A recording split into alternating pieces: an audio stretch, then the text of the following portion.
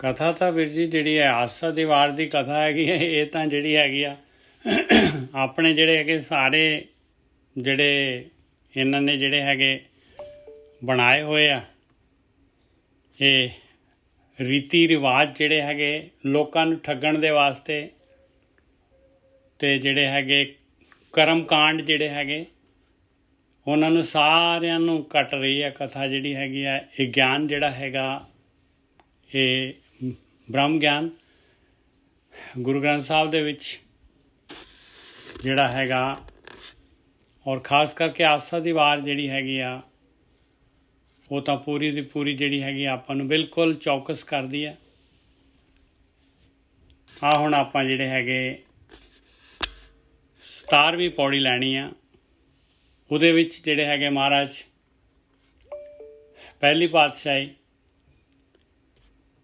ਇਹਨਾਂ ਦੇ ਜਿਹੜੇ ਹੈਗੇ 2 ਸ਼ਲੋਕ ਹੈਗੇ ਆ, ਔਰ ਦੋਨੋਂ ਦੇ ਦੋਨੋਂ ਜਿਹੜੇ ਹੈਗੇ ਆ ਪੂਰੇ ਦੇ ਪੂਰੇ ਜਿਹੜੇ ਹੈਗੇ ਜਿਹੜੇ ਬਾਹਮਣ ਜਿਸ ਤਰੀਕੇ ਦੇ ਨਾਲ ਲੋਕਾਂ ਨੂੰ ਠੱਗਦੇ ਸੀਗੇ ਉਹ ਜਿਹੜਾ ਹੈਗਾ ਉਹਨੂੰ ਖੋਲ੍ਹ ਕੇ ਔਰ ਸੰਗਤ ਨੂੰ ਜਿਹੜਾ ਹੈਗਾ ਚਾਨਣ ਬਖਸ਼ਿਆ ਹੈ ਭਾਈ ਕਿ ਇਹਨਾਂ ਦੀ ਠੱਗੀ ਦੇ ਵਿੱਚ ਨਾ ਆਓ। ਇਹ ਜਿਹੜੇ ਗਿਆਨੀ ਜਿਹੜੇ ਹੈਗੇ ਕਹਿ ਲਓ ਸੋ ਕਾਲਡ ਪ੍ਰਚਾਰਕ ਪ੍ਰੀਚਰਸ, ਇਹ ਜਿਹੜੇ ਤਰ੍ਹਾਂ ਤਰ੍ਹਾਂ ਦੇ ਤਰੀਕੇ ਦੇ ਨਾਲ ਕਹਿੰਦੇ ਮਹਾਰਾਜ ਕਹਿੰਦੇ ਇਹ ਠੱਗਦੇ ਆ। ਇਹ ਜਿਹੜਾ ਹੈਗਾ ਇਹਨਾਂ ਤੋਂ ਜਿਹੜਾ ਹੈਗਾ ਬਚ ਕੇ ਰਹਿਣਾ ਪਊਗਾ। ਸ਼ਲੋਕ ਮਹਲਾ ਪਹਿਲਾ, ਜੇ ਮੁਹਾਕਾ ਘਰ ਮੋਹੈ ਘਰ ਮੋਹੈ ਪਿਤਰੀ ਦੇ। ਹੁਣ ਬਾਹਮਣ ਜਿਹੜੇ ਹੈਗੇ, ਬਾਹਮਣ ਕਿਉਂ ਕਹੀਏ ਆਪਾਂ ਕਹੀਏ ਜਿਹੜੇ ਪ੍ਰਚਾਰਕ ਹੈਗੇ ਆ, ਬਸ ਜਿਹੜੇ ਗਿਆਨੀ ਕਹਿ ਲਓ, ਦੁਨਿਆਵੀ ਗਿਆਨੀ ਜਿਹੜੇ ਹੈਗੇ ਲੋਕਾਂ ਨੂੰ ਵਿਚਾਰੇ ਜਨਤਾ ਭੋਲੀ ਭਾਲੀ ਹੁੰਦੀ ਹੈ, ਸੰਗਤ ਭੋਲੀ ਭਾਲੀ ਹੁੰਦੀ ਆ। ਉਹਨਾਂ ਨੂੰ ਜਿਹੜੇ ਹੈਗੇ ਇਹ ਥੋੜ੍ਹਾ ਜਿਹਾ ਧਰਮ ਦਾ ਜਿਹੜਾ ਹੈਗਾ ਪੜ੍ਹ ਲੈਂਦੇ ਆ, ਗਿਆਨ ਲੈ ਲੈਂਦੇ ਆ, ਅਤੇ ਉਹਨੂੰ ਜਿਹੜਾ ਹੈਗਾ ਫਿਰ ਗਿਆਨ ਨੂੰ ਜਿਹੜਾ ਹੈਗਾ ਫਿਰ ਸੰਗਤ ਦੇ ਉੱਤੇ ਜਿਹੜਾ ਹੈਗਾ ਉਹਨੂੰ ਸੰਗਤ ਦਾ ਸ਼ੋਸ਼ਣ ਕਰਨ ਦੇ ਵਾਸਤੇ ਜਿਹੜਾ ਹੈਗਾ ਉਹਨੂੰ ਯੂਜ਼ ਕਰਦੇ ਆ। ਮਹਾਰਾਜ ਕਹਿੰਦੇ ਜੇ ਮੁਹਾਕਾ ਘਰ ਮੋਹੇ। ਹੁਣ ਜਿਹੜਾ ਬ੍ਰਾਹਮਣ ਕਹਿੰਦਾ ਪਿਆਰਿਆ ਦੇਖ ਤੇਰੇ ਜਿਹੜੇ ਹੈਗੇ ਪਿੱਤਰ ਜਿਹੜੇ ਹੈਗੇ ਆ ਉਹਨਾਂ ਦੇ ਕੋਲ ਤਾਂ ਜਿਹੜਾ ਹੈਗਾ ਉੱਥੇ ਜਿਹੜੀ ਹੈਗੀ ਆ ਦੁੱਧ ਵੀ ਹੈ ਨਹੀਂ ਗਾ, ਉਹਨਾਂ ਨੂੰ ਆ ਵੀ ਰਹਿਣ ਦੇ ਵਾਸਤੇ ਜਿਹੜੇ ਤਲਾਈਆਂ ਜਾਂ ਹੋਰ ਜਿਹੜੇ ਹੈਗੇ ਸੌਣ ਦੇ ਵਾਸਤੇ ਵਧੀਆ ਕੱਪੜੇ ਵੀ ਨਹੀਂ ਹੈਗੇ, ਆ ਵੀ ਨਹੀਂ ਹੈਗਾ, ਉਹ ਵੀ ਨਹੀਂ ਹੈਗਾ, ਤੂੰ ਜਿਹੜਾ ਹੈਗਾ ਲਿਆ ਕੇ ਤੇ ਦਾਨ ਕਰ। ਕਹਿੰਦੇ ਜੇ ਮੁਹਾਕਾ ਘਰ ਮੋਹੇ ਪਿਤਰੀ ਦੇ। ਕਹਿੰਦੇ ਜੇ ਇਹਨਾਂ ਦੇ ਬਾਹਮਣਾਂ ਦੇ ਆਖੇ ਲੱਗ ਕੇ ਜੇ ਕੋਈ ਜਿਹੜਾ ਇਨਸਾਨ ਠੱਗੀ ਮਾਰ ਕੇ ਚੋਰੀ ਕਰਕੇ ਜਿਹੜਾ ਹੈਗਾ ਕਿਸੇ ਦਾ ਘਰ ਲੁੱਟ ਕੇ ਕਿਸੇ ਦੇ ਘਰੋਂ ਚੋਰੀ ਕਰਕੇ, ਜੇ ਮੁਹਾਕਾ ਕਹਿੰਦੇ ਆ ਚੋਰ, ਘਰ ਮੋਹੇ ਕਿਸੇ ਦੇ ਘਰ ਨੂੰ ਚੋਰੀ ਕਰੇ, ਕਿਸੇ ਦੇ ਘਰ ਮੋਹੇ ਪਿਤਰੀ ਦੇ, ਔਰ ਪਿਤਰਾਂ ਦੇ ਨਿਮਿਤ ਜਿਹੜਾ ਹੈਗਾ ਬਾਹਮਣ ਨੂੰ ਦਾਨ ਕਰ ਦੇ। ਜੇ ਮੁਹਾਕਾ ਘਰ ਮੋਹੇ ਪਿਤਰੀ ਦੇ, ਅੱਗੇ ਵਸਤ ਸਿੰਜਾਣੀਏ ਪਿਤਰੀ ਚੋਰ ਕਰੇ। ਕਹਿੰਦੇ ਅੱਗੇ ਤਾਂ ਫਿਰ ਜਿਹੜਾ ਹੈਗਾ ਇਹ ਦਾਨ ਜਿਹੜਾ ਹੈਗਾ ਇਹ ਕਿੱਥੋਂ ਆਇਆ ਦਾਨ? ਪਿਤਰਾਂ ਨੂੰ ਜਾਣਾ ਹੈ ਦਾਨ ਬਈ ਕਿੱਥੋਂ ਆਇਆ ਦਾਨ, ਉੱਥੇ ਤਾਂ ਪਤਾ ਲੱਗ ਜਾਣਾ ਸਾਰਾ ਦਾ ਸਾਰਾ ਕਿ ਇਹ ਤਾਂ ਚੋਰੀ ਦਾ ਮਾਲ ਹੈਗਾ ਭਾਈ। ਫਿਰ ਤਾਂ ਇਹ ਚੋਰੀ ਦਾ ਮਾਲ ਜਿਹੜਾ ਹੈਗਾ ਪਿੱਤਰਾਂ ਨੂੰ ਦੇ ਰਹੇ ਅਤੇ ਫਿਰ ਪਿੱਤਰ ਵੀ ਜਿਹੜੇ ਹੈਗੇ ਹਿੱਸੇਦਾਰ ਹੋ ਗਏ ਇਹਦੇ ਵਿੱਚ। ਤੂੰ ਤਾਂ ਪਿੱਤਰਾਂ ਨੂੰ ਵੀ ਚੋਰ ਕਰ ਦਿੱਤਾ। ਜੇ ਮੰਨ ਲਿਆ ਜਾਏ ਬਈ ਆ ਤੇਰਾ ਦਾਨ ਜਿਹੜਾ ਹੈਗਾ ਅੱਗੇ ਜਾਂਦਾ ਹੈ ਤਾਂ ਤੂੰ ਤਾਂ ਫਿਰ ਇਹ ਪਿੱਤਰਾਂ ਨੂੰ ਚੋਰ ਕਰ ਦਿੱਤਾ। ਵੱਡੀਆਂ ਹੱਥ ਦਲਾਲ ਕੇ ਮੁਸਫੀ ਇਹ ਕਰੇ। ਆ ਦਲਾਲ ਜਿਹੜਾ ਹੈਗਾ ਆ ਬਾਹਮਣ ਜਿਹੜਾ ਹੈਗਾ ਕਹਿੰਦਾ ਹੈ ਪਿੱਤਰਾਂ ਦੇ ਨਿਮਿਤ ਦਾਨ ਕਰੋ। ਦੇਖੋ ਇਹ ਪਿੱਤਰਾਂ ਦੇ ਨਿਮਿਤ ਜਿਹੜਾ ਹੈਗਾ ਹਾਲੇ ਵੀ ਜਿਹੜਾ ਹੈਗਾ ਹਾਲੇ ਵੀ ਸਾਰਾ ਕੁਝ ਹੋ ਰਿਹਾ ਹੈ। ਕਹਿੰਦੇ ਐਸੇ ਦਲਾਲ ਦੇ ਤਾਂ ਹੱਥ ਵੱਢ ਦੇਣੇ ਚਾਹੀਦੇ ਆ, ਐਸੇ ਦਲਾਲ ਦੇ ਹੱਥ ਵੱਢ ਦੇਣੇ ਚਾਹੀਦੇ। ਦੇਖੋ ਵੱਡੀਆਂ ਹੱਥ ਦਲਾਲ ਕੇ ਕਲੀਅਰ ਕੱਟ ਲਿਖਿਆ ਹੋਇਆ ਭਾਈ, ਵੱਡੀਆਂ ਹੱਥ ਦਲਾਲ ਕੇ ਮੁਸਫੀ ਇਹ ਕਰੇ। ਕਹਿੰਦੇ ਆ ਜਿਹੜਾ ਹੈਗਾ ਮਿਸਗਾਈਡ ਕਰ ਰਿਹਾ ਹੈ, ਆਹ ਚੀਜ਼ ਦੱਸ ਰਿਹਾ ਹੈ ਬਈ ਇਸ ਤਰ੍ਹਾਂ ਦਾ ਜਿਹੜਾ ਗਲਤ ਜਿਹੜਾ ਹੈਗਾ ਲੋਕਾਂ ਨੂੰ ਮਿਸਗਾਈਡ ਕਰ ਰਿਹਾ ਹੈ। ਆ ਜਿਹੜਾ ਹੈਗਾ ਕਹਿੰਦੇ ਦਲਾਲ ਹੈ, ਦਲਾਲ ਜਿਹੜਾ ਹੈਗਾ ਆਹ ਦਲਾਲੀ ਕਰ ਰਿਹਾ। ਕਹਿੰਦੇ ਆ ਜਿਹੜਾ ਹੈਗਾ ਨਿਆਂ ਕਰ ਰਿਹਾ ਹੈ। ਪਰਮਾਤਮਾ ਦੇ ਵੱਲੋਂ ਤਾਂ ਆਹ ਚੀਜ਼ ਜਿਹੜੀ ਹੈਗੀ ਇਹ ਤਾਂ ਪਹੁੰਚਦਾ ਹੀ ਨਹੀਂ ਆ। ਆ ਜਿਹੜਾ ਹੈਗਾ ਪਰਮਾਤਮਾ ਤਾਂ ਇਸ ਤਰ੍ਹਾਂ ਦਾ ਜਿਹੜਾ ਹੈਗਾ ਨਿਆਂ ਕਰਦਾ, ਮਾਲਕ ਤਾਂ ਜਿਹੜਾ ਹੈਗਾ ਖਰੋ ਖਰ ਜਿਹੜੀ ਹੈ ਸੱਚੋ ਸੱਚ ਜਿਹੜੀ ਹੈਗੀ ਪਤਾ ਲੱਗ ਜਾਂਦਾ ਹੈ। ਇਸ ਕਰਕੇ ਭਾਈ ਇਹ ਜਿਹੜਾ ਹੈਗਾ ਅੱਗੇ ਕਿਹੜੀ ਚੀਜ਼ ਕਹਿੰਦੇ ਨਾਨਕ ਅੱਗੇ ਸੋ ਮਿਲੇ ਜੇ ਖੱਟੇ ਕਾਲੇ ਦੇ। ਕਹਿੰਦੇ ਪਿਆਰਿਆ ਦੇਖ ਜੋ ਕੁਛ ਵੀ ਇੱਥੇ ਜਿਹੜਾ ਹੈਗਾ ਖੱਟੀ ਕਰਦਾ ਹੈ ਨਾ 10 ਦੀ ਕਮਾਈ ਕਰਕੇ, ਉਹਦੇ ਨਿਮਿਤ ਜਿਹੜਾ ਹੈਗਾ ਇੱਥੇ ਹੀ ਜਿਹੜਾ ਦਾਨ ਕਰੇਗਾ ਕਿਸੇ ਗਰੀਬ ਨੂੰ, ਕਿਸੇ ਭੁੱਖੇ ਨੂੰ, ਕਿਸੇ ਨੰਗੇ ਨੂੰ, ਉਹ ਦਾਨ ਤੇਰਾ ਪ੍ਰਵਾਨ ਹੋਏਗਾ ਪਿਆਰਿਆ, ਉਹ ਦਾਨ ਤੇਰਾ ਪ੍ਰਵਾਨ ਹੋਏਗਾ ਜੇ ਖੱਟੇਗਾ ਘਾਲ ਕਮਾਈ ਕਰਕੇ ਦੇਂਗਾ ਤਾਂ। ਹਾਂਜੀ ਗੌਰਕੀ ਸਾਹਿਬ।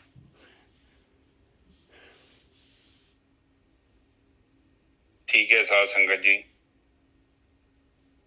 ਸਭ ਤੋਂ ਪਹਿਲਾਂ ਤੇ ਆਪਾਂ ਕੱਲ ਦੀ ਵਿਚਾਰ ਬਾਰੇ ਥੋੜਾ ਜਿਹਾ ਚਰਚਾ ਕਰਨੀ ਹੈ। ਵੈਸੇ ਤੇ ਜਿੰਨਾ ਮਰਜ਼ੀ ਬੋਲਿਆ ਜਾਵੇ ਓਨਾ ਹੀ ਥੋੜਾ। ਤੇ ਕੱਲ ਵੇਖੋ ਜੋ ਗੁਰੂ ਜੀ ਸਾਨੂੰ ਸਮਝਾਇਆ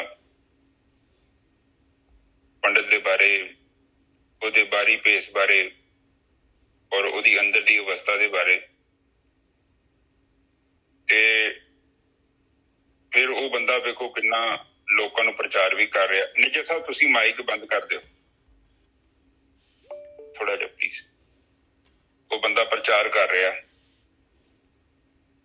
ਦੂਜਿਆਂ ਨੂੰ ਸਮਝਾ ਵੀ ਰਿਹਾ ਕਿ ਬਈ ਏਦਾਂ ਦਾ ਕਰੋ, ਗਿਆਨ ਮੇਰੇ ਤੋਂ ਪ੍ਰਾਪਤ ਕਰੋ,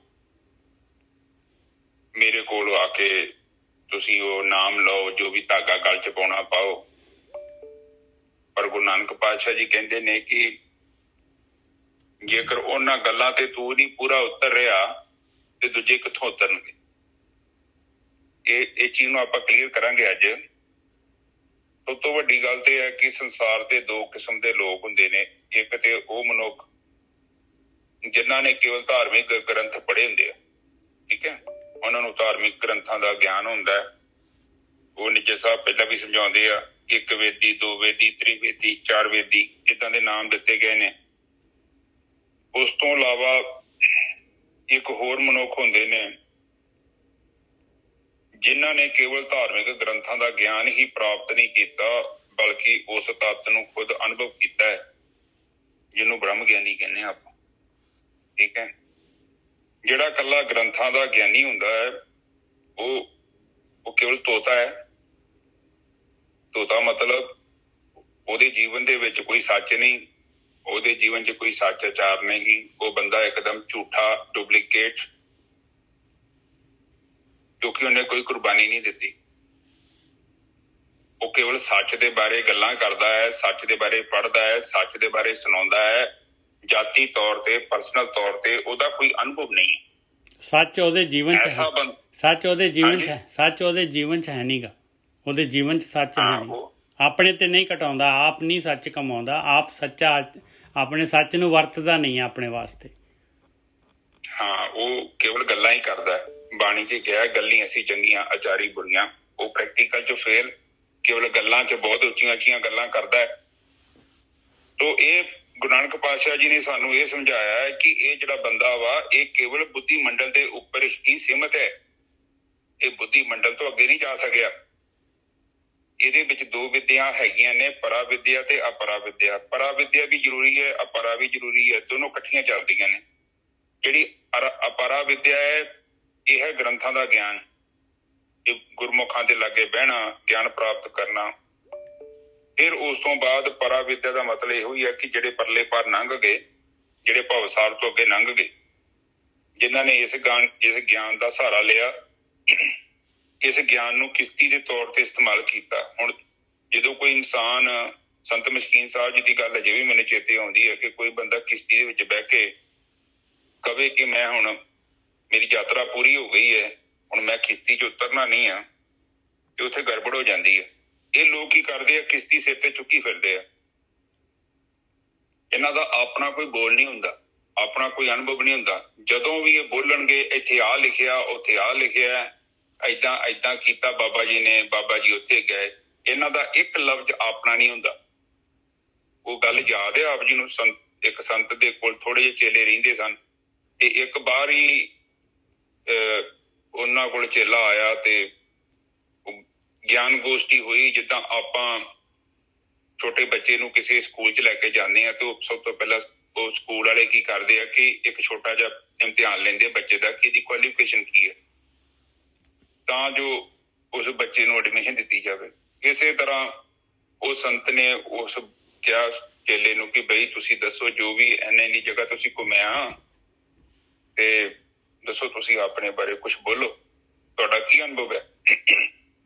ਉਹ ਕਾਫੀ ਸਮਾਂ ਬੋਲਦੇ ਰਹੇ, ਬੋਲ ਕੇ ਉਹਨਾਂ ਨੇ ਕਾਫੀ ਸਮਾਂ ਲੰਘਾਤਾ ਤੇ ਜਿਹੜੇ ਉਸ ਸੰਤ ਦੇ ਚੇਲੇ ਸਨ ਉਹ ਬੜੇ ਹੈਰਾਨ ਹੋਏ ਕਿ ਸਾਡਾ ਜਿਹੜਾ ਗੁਰੂ ਹੈ ਇਹਨੂੰ ਬੜੀ ਸ਼ਰਮ ਆਈ ਹੋਣੀ ਆ, ਕਿਉਂਕਿ ਇਸ ਬੰਦੇ ਦੇ ਸਾਹਮਣੇ ਇਹਨਾਂ ਦਾ ਗਿਆਨ ਬਹੁਤ ਥੋੜਾ ਹੈ। ਇਹ ਤੇ 2-4 ਗੱਲਾਂ ਕਰਦੇ ਨੇ।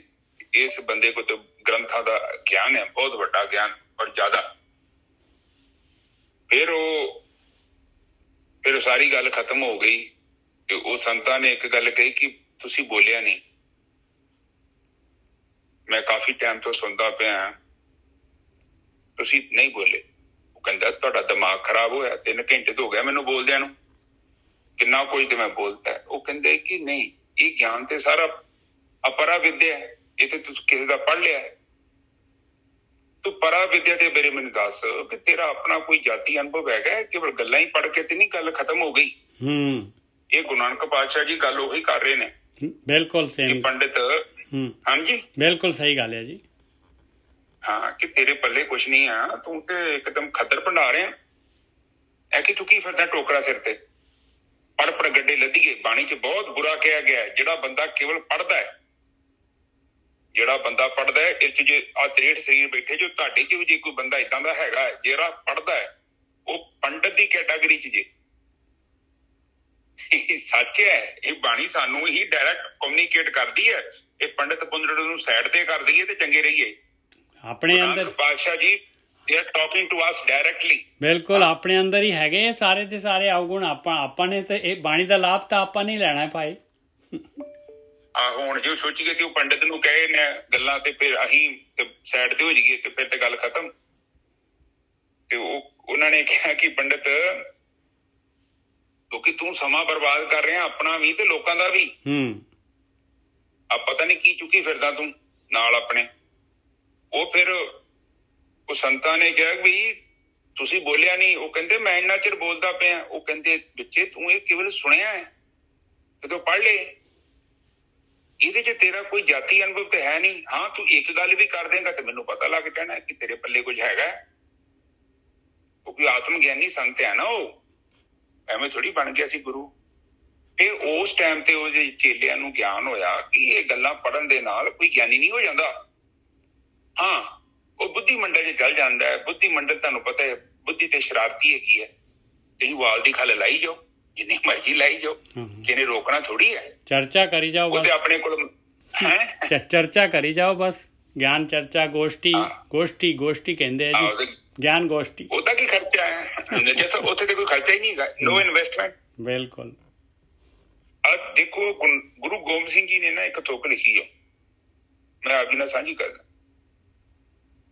ਉਹਨਾਂ ਨੇ ਕਿਹਾ ਕਿ ਸਾਨੂੰ ਸਮਝਾਇਆ ਕਿ ਇੱਕ ਮਿੰਟ ਰੁਕੋ।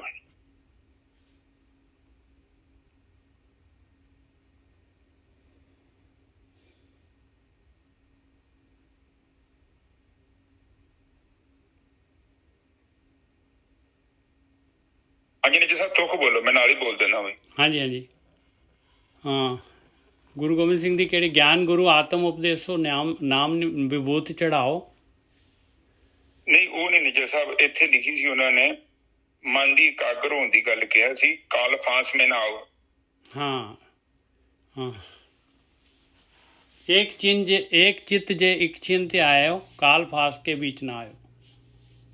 ਹਾਂਜੀ, ਕਿ ਜੇ ਤੇਰਾ ਮਨ ਇੱਕ ਚਿੱਤ ਹੋ ਕੇ ਜੇ ਤੂੰ ਰੱਬ ਨੂੰ ਧਿਆਇਆ ਨਾ ਤੇ ਤੂੰ ਭਵ ਸਾਗਰ ਤੋਂ ਕਾਲ ਤੋਂ ਮੁਕਤ ਹੋ ਜਾਏਗਾ।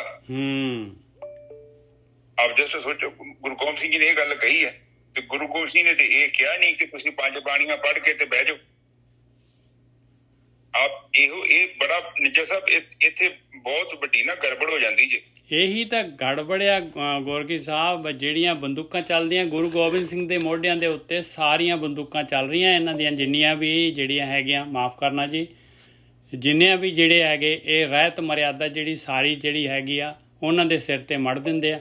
ਪਰ ਉਹਨਾਂ ਦੀ ਬਾਣੀ ਜੇ ਆਪਾਂ ਵਿਚਾਰਾਂਗੇ ਨਾ, ਜਿਹੜੀ ਐਕਚੁਅਲ ਉਹਨਾਂ ਦੀ ਬਾਣੀ ਹੈਗੀ ਆ, ਜਿਹੜੇ ਸਵਈਏ ਹੈਗੇ ਆ ਉਹਨਾਂ ਦੇ ਜਿਹੜੇ ਹੈਗੇ ਉਹ, ਤੇ ਇੱਕ ਇੱਕ ਚੀਜ਼ ਨੂੰ ਕੱਟ ਰਹੇ ਆ ਬਿਲਕੁਲ। ਹਾਂਜੀ ਵੀਰ ਜੀ। ਹਾਂ ਵੇਖ ਲਓ ਸਾਧ ਸੰਗਤ ਜੀ, ਗੁਰੂ ਗੋਬਿੰਦ ਸਿੰਘ ਜੀ ਦੀ ਬਾਣੀ ਵਿੱਚ ਇਹ ਤੋਕਿਆ, ਏਕ ਚਿੱਤ ਜੇ ਇੱਕ ਛਿਣ ਧਿਆਇਓ, ਕਾਲ ਫਾਸ ਕੇ ਵਿੱਚ ਨਾ ਆਇਓ। ਹੋਰ ਕੀ ਚਾਹੀਦਾ ਤੁਹਾਨੂੰ ਪ੍ਰਮਾਣ? ਇਸ ਤੋਂ ਵੱਡਾ ਪ੍ਰਮਾਣ ਕੀ ਹੈ? ਉਹ ਕਹਿੰਦੇ ਏਕ ਚਿੱਤ। ਚਿੱਤ ਦਾ ਮਤਲਬ ਨਿਰਵਿਚਾਰ। ਤੇ ਜੇ ਤੂੰ ਨਿਰਵਿਚਾਰ ਹੋ ਕੇ ਉਸ ਪਰਮਾਤਮਾ ਨੂੰ ਧਿਆ ਲਏਗਾ ਤੇ ਕਾਲ ਤੋਂ ਮੁਕਤ ਹੋ ਜਾਏਗਾ। ਉਹਦਾ ਨਾਮ ਜਪ ਲਾ। ਕਿੰਨਾ ਕਲੀਅਰ ਲਿਖਿਆ ਹੈ। ਇਹ ਕਿਹੜੀ ਫਾਰਸੀ ਲਿਖੀ ਹੈ ਜਾਂ ਅਰਬੀ ਲਿਖੀ ਹੈ ਜਿਹੜੀ ਸਾਨੂੰ ਸਮਝ ਨਹੀਂ ਆਉਂਦੀ? ਇਹ ਤੁਕ ਕਿਤੋਂ ਪੜ੍ਹਨੀ ਹੈ? ਇਹ ਗੱਲਾਂ ਨੇ। ਇਹ ਪੰਡਤ ਨੂੰ ਵੀ ਉਹ ਸਮਝਾਇਆ। ਗੁਰੂ ਨਾਨਕ ਪਾਤਸ਼ਾਹ ਜੀ ਉਹ ਗੱਲ ਕਰ ਰਹੇ ਕਿ ਪੰਡਤ ਨੂੰ ਕਿ ਧਿਆਨ ਤੇ ਤੇਰਾ ਇਕਾਗਰ ਨਹੀਂ ਹੈ ਔਰ ਤੂੰ ਨਮਾਜ਼ ਅਦਾ ਕਰ ਰਿਹਾ ਹੈ। ਇਹ ਸਭ ਗੱਲਾਂ ਉਹ ਨੇ। ਕਬੀਰ ਸਾਹਿਬ ਵੀ ਕਹਿੰਦੇ ਇੱਕ ਤੁਕ ਦਮ ਕਰਾਰੀ ਜੇ ਕਰੇ ਹਾਜ਼ਰਾ ਹਜ਼ੂਰ ਦਾ।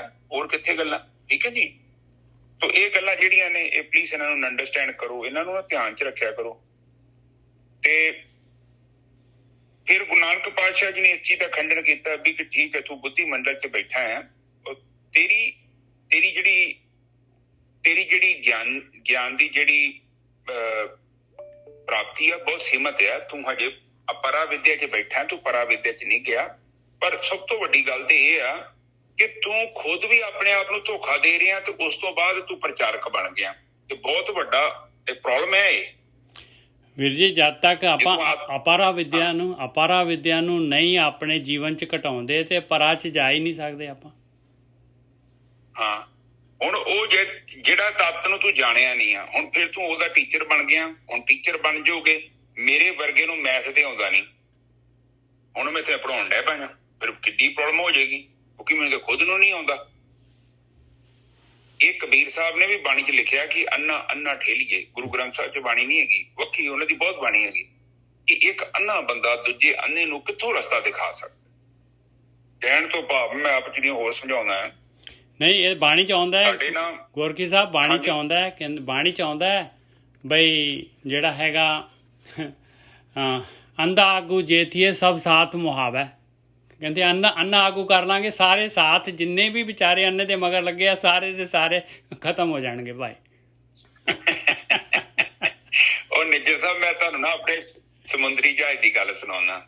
ਉਹ ਸਾਧ ਸੰਗਤ ਜੀ ਨਾ ਸਾਡੇ ਨਾ ਜਹਾਜ਼ ਜਦੋਂ ਅਸੀਂ ਚਲਾਉਂਦੇ ਆ ਨਾ ਤੇ ਉੱਥੇ ਨਾ ਸ਼ੈਲੋ ਵਾਟਰ ਹੁੰਦਾ ਹੈ, ਕਈ ਜਗ੍ਹਾ ਤੇ ਦਲਦਲ ਹੁੰਦੀ ਆ।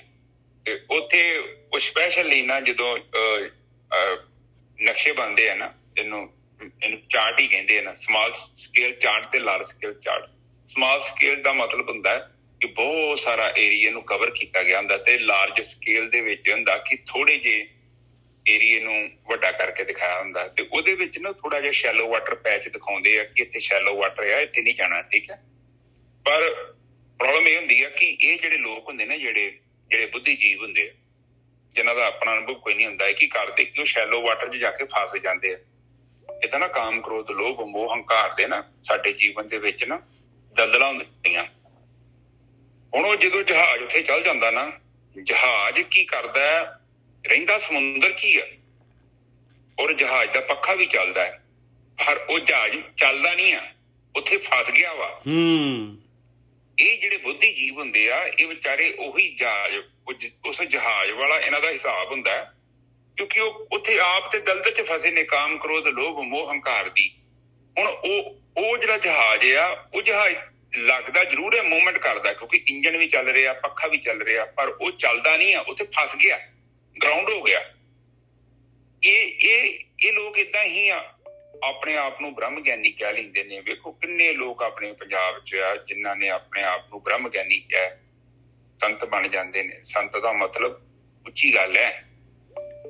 ਜਿਹੜੇ ਬੰਦੇ ਦਾ ਧਿਆਨ ਹੀ ਪੈਸਿਆਂ ਦੇ ਵਿੱਚ ਆ, ਜਿਹੜਾ ਬੰਦਾ ਜਿਹਨੇ ਆਪਣਾ ਘਰ ਹੀ ਬਣਾ ਲਿਆ ਤੇ ਉਹ ਉੱਥੇ ਫਿਰ ਜਨਤਾ ਦਾ ਕਲਿਆਣ ਦਾ ਤਾਂ ਮਸਲਾ ਨਹੀਂ ਨਾ ਹੈਗਾ। ਫਿਰ ਸੰਤ ਦਾ ਮਤਲਬ ਗੋਰਖੀ ਉੱਥੇ ਸਾਹਿਬ, ਫਿਰ ਸੰਤ ਦਾ ਮਤਲਬ ਹੈਗਾ ਜਿਹਦੇ ਅੰਦਰ ਸ਼ਾਂਤੀ ਹੈਗੀ, ਜਿਹਦੇ ਅੰਦਰ ਇੱਕ ਵੀ ਵਿਚਾਰ ਨਹੀਂ ਹੈਗਾ, ਉਹਨੂੰ ਸੰਤ ਕਹਿੰਦੀ ਹੈ ਬਾਣੀ। ਬਸ। ਹਾਂ, ਸੰਤ ਦਾ ਮਤਲਬ ਜਿਹਦਾ ਮਨ ਸ਼ੀਤਲ ਆ। ਹਾਂ ਸ਼ੀਤਲ ਦਾ ਮਤਲਬ ਮਨ ਸ਼ਾਂਤ ਆ। ਹਾਂ। ਤੇ ਜਿਹੜਾ ਵਿਚਾਰਾ ਅੰਦਰੋਂ ਅਸ਼ਾਂਤ ਆ, ਅੱਜ ਇੱਕ ਮੋਟਾ ਜਿਹਾ ਬਾਬਾ ਪਤਾ ਨੀ ਕਿਹੜਾ ਬੈਠਾ, ਮੇਰੇ ਕੋਲ ਵੀਡੀਓ ਆਈ ਉਹਦੀ, ਉਹ ਕਹਿੰਦਾ ਕਿ ਸੰਤ ਸਾਰਿਆਂ ਨੂੰ ਕੱਢ ਕੇ ਲੈ ਜਾਂਦੇ ਆ। ਮੈਂ ਕਿਹਾ ਪਰ ਸਾਰਿਆਂ ਨੂੰ, ਉਹ ਕੋਈ ਸੰਤ ਹੋਰ ਹੋਣਾ ਪਰ ਤੂੰ ਨਹੀਂ ਹੈਗਾ। ਉਹ ਮਨ ਚ ਸੋਚਿਆ ਕਿ ਕਿੱਦਾਂ ਤੂੰ ਕੱਢ ਕੇ ਲੈ ਜਾਏਗਾ, ਤੂੰ ਤੇ ਆਪ ਉੱਥੇ ਫਸਿਆ ਪਿਆ, ਤੂੰ ਪਤਾ ਨਹੀਂ ਕੀ ਕਰਦਾ ਫਿਰਦਾ। ਸੋ ਇਹ ਸੰਸਾਰ ਆ। ਇਸ ਕਰਕੇ ਪਲੀਜ਼ ਇਹ ਬਾਣੀ ਸਾਨੂੰ ਸਮਝਾ ਰਹੀ ਹੈ। ਇਹ ਨਾ ਸੋਚੋ ਕਿ ਆਪਾਂ ਕਿਸੇ ਦੀ ਨਿੰਦਿਆ ਕਰਦੇ ਹਾਂ, ਸਾਨੂੰ ਕੀ ਲੋੜ ਪਈ ਨਿੰਦਿਆ ਕਰਨ ਦੀ। ਮੈਂ ਤੇ ਇਹ ਕਹਿਣਾ ਚਾਹੁੰਦਾ ਕਿ ਬਾਣੀ ਦੇ ਵਿੱਚ ਉਹਨਾਂ ਨੇ ਸਾਨੂੰ ਵਾਰਨਿੰਗ ਕੀਤੀ ਹੈ, ਜਿੱਦਾਂ ਮੈਪ ਦੇ ਵਿੱਚ ਵਾਰਨਿੰਗ ਕੀਤੀ ਹੁੰਦੀ ਹੈ ਨਾ, ਜਿੱਦਾਂ ਇੱਥੇ ਨਹੀਂ ਜਾਣਾ, ਉੱਥੇ ਲਿਖਿਆ ਹੁੰਦਾ ਖਤਰਾ, ਡੇਂਜਰ, ਸ਼ੈਲੋ ਵਾਟਰ, ਰੌਕ ਕਿਹਾ ਹੁੰਦਾ, ਰੌਕ ਹੈਗੇ ਆ, ਡੈਬਰੀਜ਼ ਹੈਗੀਆਂ ਨੇ, ਤੁਸੀਂ ਇੱਥੇ ਨਹੀਂ ਜਾਣਾ। ਕਿਉਂ ਨਹੀਂ ਜਾਣਾ? ਕਿਉਂਕਿ ਸਰਵੇ ਕੀਤਾ ਹੈ। ਸਰਵੇ ਕਿਉਂ ਕੀਤਾ ਹੈ? ਕਿਉਂਕਿ ਲੋਕਾਂ ਨੂੰ ਪ੍ਰੋਬਲਮ ਨਾ ਆਵੇ। ਕੋਈ ਮੇਰੇ ਵਰਗਾ ਚਰਨਜੀਤ ਉੱਥੇ ਅਣਜਾਣ ਚੱਲ ਜੇ, ਉੱਥੇ ਆਪਣਾ ਛੋਟਾ ਜਿਹਾ ਜਹਾਜ਼ ਫਸਾ ਕੇ ਬਹਿ ਜੇ। ਇਸ ਕਰਕੇ ਸਰਵੇ ਵਾਲਿਆਂ ਨੇ ਕਿਹਾ ਕਿ ਇਹ ਇੱਕ ਹੈਗੀ ਆ, ਤੁਸੀਂ ਇਹਨੂੰ ਫੋਲੋ ਕਰਕੇ ਜਾਣਾ ਹੈ। ਤੁਸੀਂ ਇਹਨਾਂ ਡਬਰੀਜ਼ ਦੇ ਵਿੱਚ, ਇਹਨਾਂ ਰੌਕ ਦੇ ਵਿੱਚ, ਇੰਨੀ ਦਲਦਲ ਚ ਨਹੀਂ ਫਸਣਾ। ਹੁਣ ਇੱਥੇ ਗੁਰੂ ਨਾਨਕ ਪਾਤਸ਼ਾਹ ਜੀ ਸਾਨੂੰ ਕੀ ਸਮਝਾ ਰਹੇ ਨੇ? ਉਹ ਕਹਿੰਦੇ ਨੇ ਕਿ ਜਿੱਥੇ ਅਸਲੀ ਹੈਗਾ ਉੱਥੇ ਡੁਪਲੀਕੇਟ ਵੀ ਹੈਗੇ ਜੇ, ਤੇ ਤੁਸੀਂ ਕਰੋ ਡੁਪਲੀਕੇਟ ਤੋਂ ਬਚ ਜਾਓ। ਫਿਰ ਉਹ ਕਹਿਣਗੇ ਹੁਣ ਆਪਾਂ ਕਿੱਦਾਂ ਕਹੀਏ ਕਿ ਮਹਾਰਾਜ ਕਿਹੜਾ ਅਸਲੀ ਤੇ ਕਿਹੜਾ ਨਕਲੀ? ਫਿਰ ਉਹ ਕਹਿੰਦੇ ਕਿ ਦੇਖੋ ਜਿਹੜੀ ਉਹ ਗੱਲਾਂ ਕਰਦੇ ਨੇ ਉਹ ਅਸਲ ਚ ਧਾਰਨੀ ਹੈਗੇ ਨੇ ਇਹਨਾਂ ਗੱਲਾਂ ਦੇ, ਕਿ ਉਹਨਾਂ ਦੇ ਜੀਵਨ ਚ ਉਹ ਹੈਗੀਆਂ ਨੇ ਗੱਲਾਂ। ਨਿੱਜਰ ਸਾਹਿਬ ਬਿਲਕੁਲ ਸਹੀ ਗੱਲ ਆ ਜੀ, ਬਿਲਕੁਲ ਸਹੀ ਗੱਲ ਆ। ਤੇ ਜੇ ਉਹ ਮੇਰੇ ਵਰਗੇ ਦੇ ਜੀਵਨ ਚ ਨਹੀਂ ਹੈਗੀਆਂ ਤੇ ਫਿਰ ਕਹਿੰਦੇ ਗੜਬੜ ਆ, ਉਹ ਬੰਦਾ ਡੁਪਲੀਕੇਟ ਹੈ। ਠੀਕ ਹੈ, ਪਲੀਜ਼ ਅੰਡਰਸਟੈਂਡ ਕਰੋ। ਆਪ ਬਾਣੀ ਤੇ ਬੋਲੋ ਨਿੱਜਰ ਸਾਹਿਬ, ਆਪ ਦੁੱਖ ਬੋਲੋ। ਹਾਂਜੀ, ਸ਼ਲੋਕ ਮਹਲਾ ਪਹਿਲਾ। ਜੇ ਮੋਹਾਕਾ ਘਰ ਮੋਹੇ ਪਿਤਰੀ ਦੇ, ਅੱਗੇ ਵਸਤ ਸਿੰਜਾਣੀਏ ਪਿਤਰੀ ਚੋਰ ਕਰੇ। ਵੱਡੀਏ ਹੱਥ ਦਲਾਲ ਕੇ ਮੁਸਫੀ ਇਹ ਕਰੇ, ਨਾਨਕ ਅੱਗੇ ਸੋ ਮਿਲੈ, ਜੇ ਖੱਟੇ ਘਾਲੇ ਤੇ ਦੇ। ਹਾਂਜੀ ਵੀਰ ਜੀ। ਹੁਣ ਦੇਖੋ ਪਹਿਲੀ ਤੁਕ ਚ ਉਹ ਸਮਝਾ ਰਹੇ ਨੇ, ਉਹ ਕਹਿੰਦੇ ਕਿ ਜੇ ਕੋਈ ਠੱਗ ਹੋਵੇ, ਚੋਰ ਹੋਵੇ, ਉਹ ਆਪਣੇ ਬਜ਼ੁਰਗਾਂ ਨੂੰ ਜਿਹੜੇ ਇਸ ਸੰਸਾਰ ਤੋਂ ਚਲ ਗਏ ਆ, ਤੇ ਉਹ ਮਾੜਾ ਪੈਸਾ ਜੇਕਰ ਸਾਡਾ ਦਾਨ ਪੁੰਨ ਕੀਤਾ ਵੀ ਉਹਨਾਂ ਕੋਲ ਜਾ ਸਕਦਾ ਹੈ, ਤੇ ਫਿਰ ਨਿੱਜਰ ਸਾਹਿਬ ਸਾਡੇ ਪਾਪ ਵੀ ਕੀਤੇ ਉਹਨਾਂ ਕੋਲ ਜਾਣਗੇ ਨਾ। ਬਿਲਕੁਲ ਜਾਣਗੇ। ਇੱਥੇ ਫਿਰ ਗੜਬੜ ਨਹੀਂ ਹੋ ਜੂਗੀ ਸਾਧ ਸੰਗਤ ਜੀ। ਇਹ ਚੀਜ਼ ਨੂੰ ਜਰਨਲਾਈਜ਼ ਨਹੀਂ ਨਾ ਕਰ ਸਕਦੇ ਆਪਾਂ। ਹੁਣ ਇੱਕ ਬੰਦੇ ਨੇ ਗਲਤੀ ਕੀਤੀ ਤੇ ਆਪਾਂ ਕੀ ਸਾਰਾ ਪਿੰਡ ਹੀ ਮਾੜਾ? ਉਹ ਕਹਿੰਦੇ ਨੇ ਕਿ ਇਹ ਪੋਸੀਬਲ ਨਹੀਂ ਹੈਗਾ ਜੀ। ਫਿਰ ਤੇ ਮਾੜੇ ਪਾਪ ਮੇਰੇ ਕੀਤੇ ਵੀ ਮੇਰੇ ਮਾਂ-ਬਾਪ ਨੂੰ ਚੱਲ ਜਾਣਗੇ, ਉਹ ਫਿਰ ਗੜਬੜ ਹੋ ਜਾਏਗੀ। ਉਹ ਕਹਿੰਦੇ ਅੱਗੇ ਚਲੋ ਨਿੱਜਰ ਸਾਹਿਬ। ਮਾਂ-ਬਾਪ ਨੂੰ ਵੀ ਚੋਰ ਕਰਤਾ, ਫਿਰ ਉਹ ਵੀ ਚੋਰ ਕਹਿਲਾਉਣਗੇ ਪਾਏ। ਤੇ ਫਿਰ ਧਰਮਰਾਜ ਨੇ ਉਹਨਾਂ ਨੂੰ ਫਿਰ ਵਾਪਸ ਲੈ ਆਉਣਾ। ਉਹਨੇ ਕਹਿਣਾ ਕਿ ਵੀ ਤੇਰਾ ਮੁੰਡਾ ਪਾਪ ਕਰਨ ਦਿਆ, ਤੂੰ ਭਾਇਆ ਕਿੱਦਾਂ ਸਵਰਗ ਚ ਜਾਣ ਡਿਆ, ਚੱਲ ਵਾਪਸ ਆ। ਕਹਿੰਦੇ ਇਹੀ ਜੀ ਸਿੱਖਿਆ ਦੇਣ ਵਾਲਾ ਜਿਹੜਾ ਹੈਗਾ ਦਲਾਲ, ਜਿਹੜਾ ਹੈਗਾ ਵੱਡੀਆਂ ਹੱਥ ਦਲਾਲ ਕੇ ਮੁਸਫੀ ਇਹ ਕਰੇ। ਕਹਿੰਦੇ ਆ ਭਾਈ, ਆ ਜਿਹੜੀ ਹੈਗੀ ਆ ਨਿਆਂ ਹੈਗਾ ਕੋਈ? ਕਹਿੰਦੇ ਆ ਜਿਹੜਾ ਹੈਗਾ ਐਸੇ ਦਲਾਲ ਜਿਹੜਾ ਹੈਗਾ, ਐਸੀ ਸਿੱਖਿਆ ਦੇਣ ਵਾਲੇ ਦੇ ਤਾਂ ਹੱਥ ਵੱਢ ਦੇਣੇ ਚਾਹੀਦੇ ਆ ਭਾਈ। ਐਸੀ ਮਿਸਗਾਈਡ ਕਰ ਰਿਹਾ ਸੰਗਤ ਨੂੰ। ਉਹ ਕਹਿੰਦੇ ਕਿ ਐਸਾ ਗਿਆਨ ਵੰਡਣ ਵਾਲਾ ਬੰਦਾ ਜਿਹੜਾ ਹੈ, ਉਹ ਕਹਿੰਦੇ ਉਹਨੂੰ ਸਭ ਤੋਂ ਵੱਡੀ ਸਜ਼ਾ ਦਿਓ, ਕਹਿੰਦੇ ਗੁੱਟ ਵੱਢ ਦਿਓ। ਹਾਂ, ਤੇ ਮੈਨੂੰ ਸਮਝ ਨਹੀਂ ਆਉਂਦੀ ਕਿ ਇੱਥੇ ਪੰਜਾਬ ਦੇ ਵਿੱਚ ਤੇ ਲੱਗਦਾ ਟੋਕਾ ਲਾਉਣਾ ਪੈਣਾ, ਇੰਨੇ ਲੋਕ ਅਗਿਆਨੀ ਬੈਠੇ ਇੱਥੇ। ਸਾਊਦੀ ਅਰਬੀਆ ਵਾਲਾ ਚੱਲਣਾ ਪੈਣਾ ਕੰਮ। ਇਹਦੇ ਟੋਕਾ ਨਾਨ ਸਟਾਪ ਹੋ ਜਾਣਾ। ਪੰਜਾਬ ਚ ਤੇ ਹੈ ਹੀ ਬੜੇ ਨੇ। ਹਾਂਜੀ, ਅੱਗੇ ਚੱਲੀ। ਨਾਨਕ ਅੱਗੇ ਸੋ ਮਿਲੇ, ਜੇ ਖੱਟੇ ਘਾਲੇ ਦੇ। ਕਹਿੰਦੇ ਅੱਗੇ ਜੇ ਉਹੀ ਕੁਛ ਮਿਲਣਾ ਹੈ ਭਾਈ ਜਿਹਦੀ ਆਪਾਂ ਨੇ ਕਮਾਈ ਮਿਹਨਤ ਕੀਤੀ ਆ, ਮਿਹਨਤ ਕਰਕੇ ਜਿਹੜਾ ਘਾਲਣਾ ਕਰਕੇ, ਜਿਹੜਾ ਦਸਾਂ ਨੌਂ ਦੀ ਕਿਰਤ ਕਰਕੇ ਆਪਾਂ ਨੇ ਕਮਾਇਆ ਆ ਭਾਈ। ਔਰ ਜੋ ਇੱਥੇ ਦਾਨ ਦੇਵਾਂਗੇ ਗਰੀਬਾਂ ਨੂੰ, ਜਿਹੜਾ ਜਿਨ੍ਹਾਂ ਨੂੰ ਜ਼ਰੂਰਤ ਹੈਗੀ, ਤੇ ਉਹ ਜ਼ਰੂਰ ਜਿਹੜਾ ਹੈਗਾ ਤੁਹਾਡਾ ਜਿਹੜਾ ਹੈਗਾ ਦਾਨ ਕਹਿਲਾਏਗਾ ਭਾਈ। ਉਹਦਾ ਫਲ ਜ਼ਰੂਰ ਤੁਹਾਨੂੰ ਮਿਲੇਗਾ। ਹਾਂਜੀ ਵੀਰ ਜੀ, ਬਿਲਕੁਲ ਠੀਕ ਹੈ ਜੀ। ਉਹ ਕਹਿੰਦੇ ਕਿ ਜੋ ਤੁਸੀਂ ਕਮਾਇਆ, ਜੋ ਖੱਟਿਆ, ਤੁਸੀਂ ਉਹ ਚੋਂ ਦਾਨ ਕਰੋਗੇ, ਕੇਵਲ ਉਹ ਸਵੀਕਾਰ ਹੋਣਾ ਹੈ। ਤੇ ਜਿਹੜਾ ਤੁਸੀਂ ਗੜਬੜ ਕੀਤੀ ਹੈ, ਇੱਥੇ ਟਰੱਕ ਤੇਲ ਦਾ ਚੜਾਤਾ, 2 ਟਰੱਕ ਸਰੀਏ ਦੇ ਚੜਾਤੇ। ਉਹ ਕਹਿੰਦੇ ਕਿੱਥੋਂ ਆਇਆ ਪਿਆ? ਪ੍ਰਕਿਰਤੀ ਨੂੰ ਪਤਾ। ਇਹਦਾ ਮਤਲਬ ਕਿ ਜਿਹੜੇ ਇੰਨਾ ਮਾਲ ਚੜਾਉਂਦੇ ਆ ਉਹ ਸਿੱਧੇ ਸਵਰਗ 'ਚ ਜਾਣਗੇ, ਤੇ ਜਿਹੜੇ ਗਰੀਬ ਵਿਚਾਰੇ ਜਿਹਦੇ ਕੋਲ ਹੈ ਹੀ 1 ਰੁਪਈਆ 50 ਪੈਸੇ, ਤੇ ਪ੍ਰਕਿਰਤੀ ਦਾ ਕਾਨੂੰਨ ਨਹੀਂ ਖਰਾਬ ਹੋ ਜੂ? ਨਹੀਂ ਜੀ, ਏਦਾਂ ਨਹੀਂ ਹੋ ਸਕਦਾ। ਇਹ ਲੋਕ ਆਪਣੇ ਆਪ ਨੂੰ ਧੋਖਾ ਦੇ ਰਹੇ ਜੀ, ਸੋ ਇਹਨਾਂ ਤੋਂ ਬਚੋ ਜੀ। ਅੱਗੇ ਚਲੋ ਨਹੀਂ ਜੱਸਾ। 2 ਕਰੋੜ ਦੀ ਪਾਲਕੀ ਚੜਾਤੀ ਭਾਈ ਕਿਸੇ ਨੇ, 2 ਕਰੋੜ ਦੀ ਪਾਲਕੀ। ਹਾਂ, 2 ਕਰੋੜ ਦੀ ਪਾਲਕੀ ਚੜਾਤੀ। ਉਸ ਬੰਦੇ ਨੂੰ ਇਹ ਨਹੀਂ ਦਿਖਿਆ ਕਿ ਜੇ ਤੇਰਾ ਦਿਲ ਕਰਦਾ ਸੀ ਦਾਨ ਕਰਨ ਨੂੰ, ਭੋਲਿਆ ਮੈਂ ਤੈਨੂੰ ਐਸੀਆਂ ਜਗ੍ਹਾ ਦੱਸਦਾ, ਸਰਕਾਰੀ ਹਸਪਤਾਲਾਂ 'ਚ ਚੱਲ ਜਾ। ਕੋਈ ਉਹੀ 2 ਕਰੋੜ ਦੀ ਕਿਤੇ ਤੂੰ ਮੈਡੀਸਨ ਦੇ ਜਾਂਦਾ, ਇੱਥੇ ਕੋਈ ਆਊਟਲੈਟ ਖੋਲ ਦਿੰਦਾ, ਤੇ ਉਹ ਪਤਾ ਨਹੀਂ ਕਿੰਨਿਆਂ ਕੁ ਦਾ ਭਲਾ ਹੋ ਜਾਣਾ ਸੀ। ਉਹ ਤੇਰੀ ਪਾਲਕੀ ਤੋਂ ਕਈ ਹਜ਼ਾਰਾਂ ਲੱਖਾਂ ਕਰੋੜਾਂ ਗੁਣਾ ਤੈਨੂੰ ਫਾਇਦਾ ਮਿਲਣਾ ਸੀ। ਪਰ ਨਹੀਂ, ਉੱਥੇ ਨਹੀਂ ਚੜਾ ਸਕਦਾ ਉਹ, ਕਿਉਂਕਿ ਉੱਥੇ ਹਉਮੈ ਦੀ ਪੂਰਤੀ ਨਹੀਂ ਹੁੰਦੀ। ਪਰ ਉੱਥੇ ਸੀਸਾਂ ਮਿਲਣੀਆਂ ਸੀ, ਪਰ ਸੀਸਾਂ ਨੂੰ ਚਾਹੀਦੀਆਂ ਨਹੀਂ। ਉਹਨੂੰ ਤੇ ਨਾ ਚਾਹੀਦਾ ਕਿ ਅਖਬਾਰ ਦੇ ਵਿੱਚ ਮੇਰੀ ਫੋਟੋ ਆ। ਹਾਂਜੀ ਨੱਜ ਸਾਹਿਬ ਅੱਗੇ ਚੱਲੀ। ਅੱਗੇ ਦੂਸਰਾ ਜਿਹੜਾ ਹੈਗਾ ਇੱਕ ਦੂਸਰੀ ਹੋਰ ਜਿਹੜੀ ਹੈਗੀ ਇਹਨਾਂ ਦੀ ਧਾਰਨਾ ਬਣਾਈ ਹੋਈ ਬਾਹਮਣਾਂ ਦੀ, ਬਈ ਜਿਹੜਾ ਸੂਤਕ ਜਿਹੜਾ ਹੈਗਾ, ਜਿਵੇਂ ਕੋਈ ਔਰਤ ਜਿਹੜੀ ਹੈਗੀ ਆ ਉਹ ਬੱਚਾ ਜਨਮ ਦਿੱਤਾ ਉਹਨੇ, ਤੇ ਉਹਨੂੰ 40 ਦਿਨ ਦਾ ਸੂਤਕ ਹੈ ਜੀ। ਪਤਾ ਨਹੀਂ ਬਾਹਮਣ ਦੀ ਔਰਤ ਹੋਏਗੀ ਤੇ ਪਤਾ ਨਹੀਂ 7 ਦਿਨ ਦਾ ਹੈ, ਬਾਕੀਆਂ ਦੀ ਜਿਹੜੀ ਹੋਏਗੀ ਤੇ ਉਹਨਾਂ ਨੂੰ ਖੱਤਰੀ ਦਾ ਹੈ, ਤੇ ਉਹਨਾਂ ਨੂੰ ਪਤਾ ਨਹੀਂ ਜ਼ਿਆਦਾ ਹੈਗਾ। ਤੇ ਸਭ ਤੋਂ ਜ਼ਿਆਦਾ ਸੂਤਕ ਜਿਹੜਾ ਹੈਗਾ ਸ਼ੂਦਰਾਂ ਨੂੰ ਹੈਗਾ ਭਾਈ 40 ਦਿਨ ਦਾ। ਤੇ ਇਹਦੇ ਬਾਰੇ ਮਹਾਰਾਜ ਦੱਸ ਰਹੇ ਭਾਈ। ਮਹੱਲਾ ਪਹਿਲਾ, ਜਿਉਂ ਜੋਰੂ ਸਿਰ ਨਾਵਣੀ ਆਵੇ ਵਾਰੋ ਵਾਰ।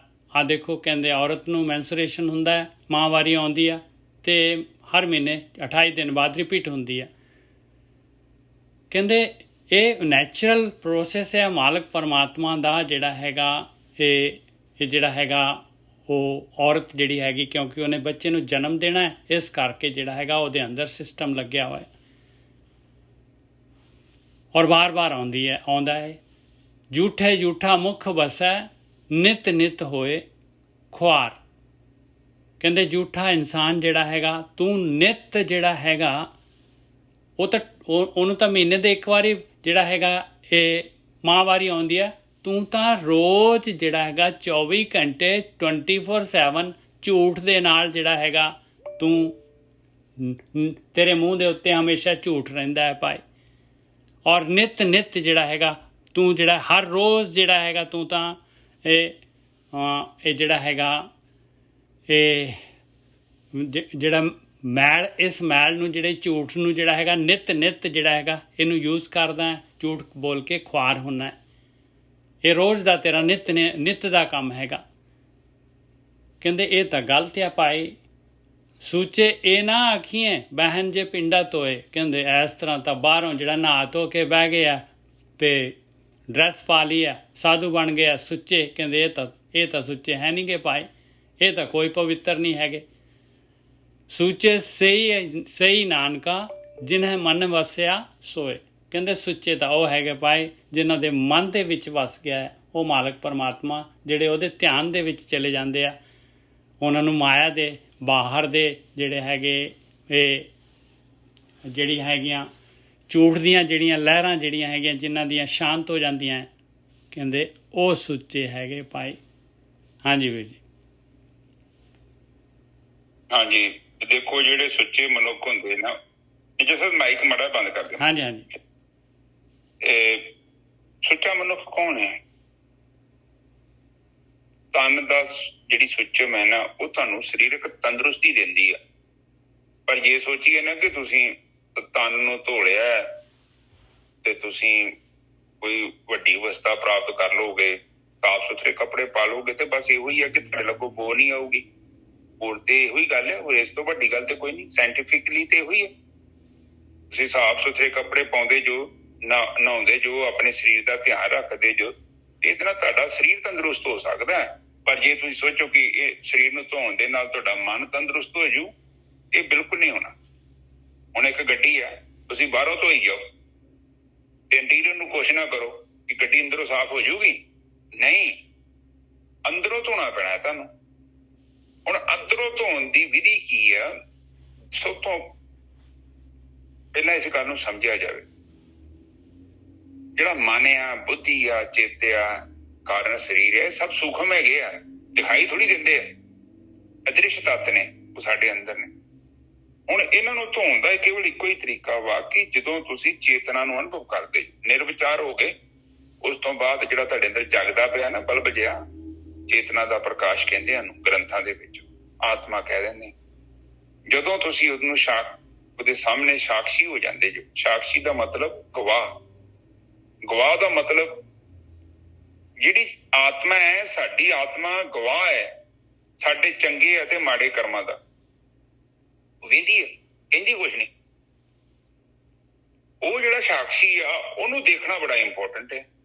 ਉੱਥੇ ਕੋਈ ਜਾਂਦਾ ਨਹੀਂ, ਉਹ ਸਭ ਇੱਧਰ ਉੱਧਰ, ਮਾਥੇ ਤਿਲਕ ਹੱਥ ਮਾਲਾ ਬਾਨਾ, ਲੋਕ ਨੇ ਰਾਮ ਖਿਲਾਉਣਾ ਜਾਣਾ, ਸਾਰੇ ਇੱਧਰ ਉੱਧਰ ਲਾਈ ਫਿਰਦੇ ਵਿਚਾਰਿਆਂ ਨੂੰ। ਸਾਡੇ ਵਾਲੇ ਵੀ ਇੱਥੇ ਲਓ, ਜਿੰਨੇ ਪਾਠ ਪੜ੍ਹ ਲਓ, ਇੱਥੇ ਆ ਜਾਓ, ਉੱਥੇ ਚੱਲ ਜਾਓ। ਪਰ ਇਹ ਨਹੀਂ ਦੱਸਦੇ ਕਿ ਜਿੰਨਾ ਚਿਰ ਤੱਕ ਤੂੰ ਆਪਣੀ ਆਤਮਾ ਦਾ ਸਾਕਸ਼ੀ ਨਹੀਂ ਬਣ ਜਾਂਦਾ, ਜਿੰਨਾ ਚਿਰ ਤੱਕ ਤੂੰ ਮਨ ਤੋਂ ਅੱਗੇ ਨਹੀਂ ਲੰਘ ਜਾਂਦਾ। ਜਦੋਂ ਤੁਸੀਂ ਵਿਚਾਰ ਤੋਂ ਅੱਗੇ ਲੰਘ ਜਾਂਦੇ ਜੇ ਨਾ, ਵਿਚਾਰਾਂ ਤੋਂ, ਵਿਚਾਰ ਮੰਡਲ ਤੱਕ ਮਨ ਹੈਗਾ, ਵਿਚਾਰ ਮੰਡਲ ਤੋਂ ਅੱਗੇ ਮਨ ਨਹੀਂ ਹੈਗਾ, ਅਨਮਨੀ ਅਵਸਥਾ ਹੈ। ਉਸ ਅਵਸਥਾ ਨੂੰ ਜਿੰਨਾ ਚਿਰ ਤੱਕ ਕੋਈ ਅਨੁਭਵ ਨਹੀਂ ਕਰਦਾ, ਉਹਨਾਂ ਚਿਰ ਤੱਕ ਤੁਹਾਡੇ ਜਿਹੜੇ ਨਾ ਔਗਣ ਨਸ਼ਟ ਨਹੀਂ ਹੋਣੇ।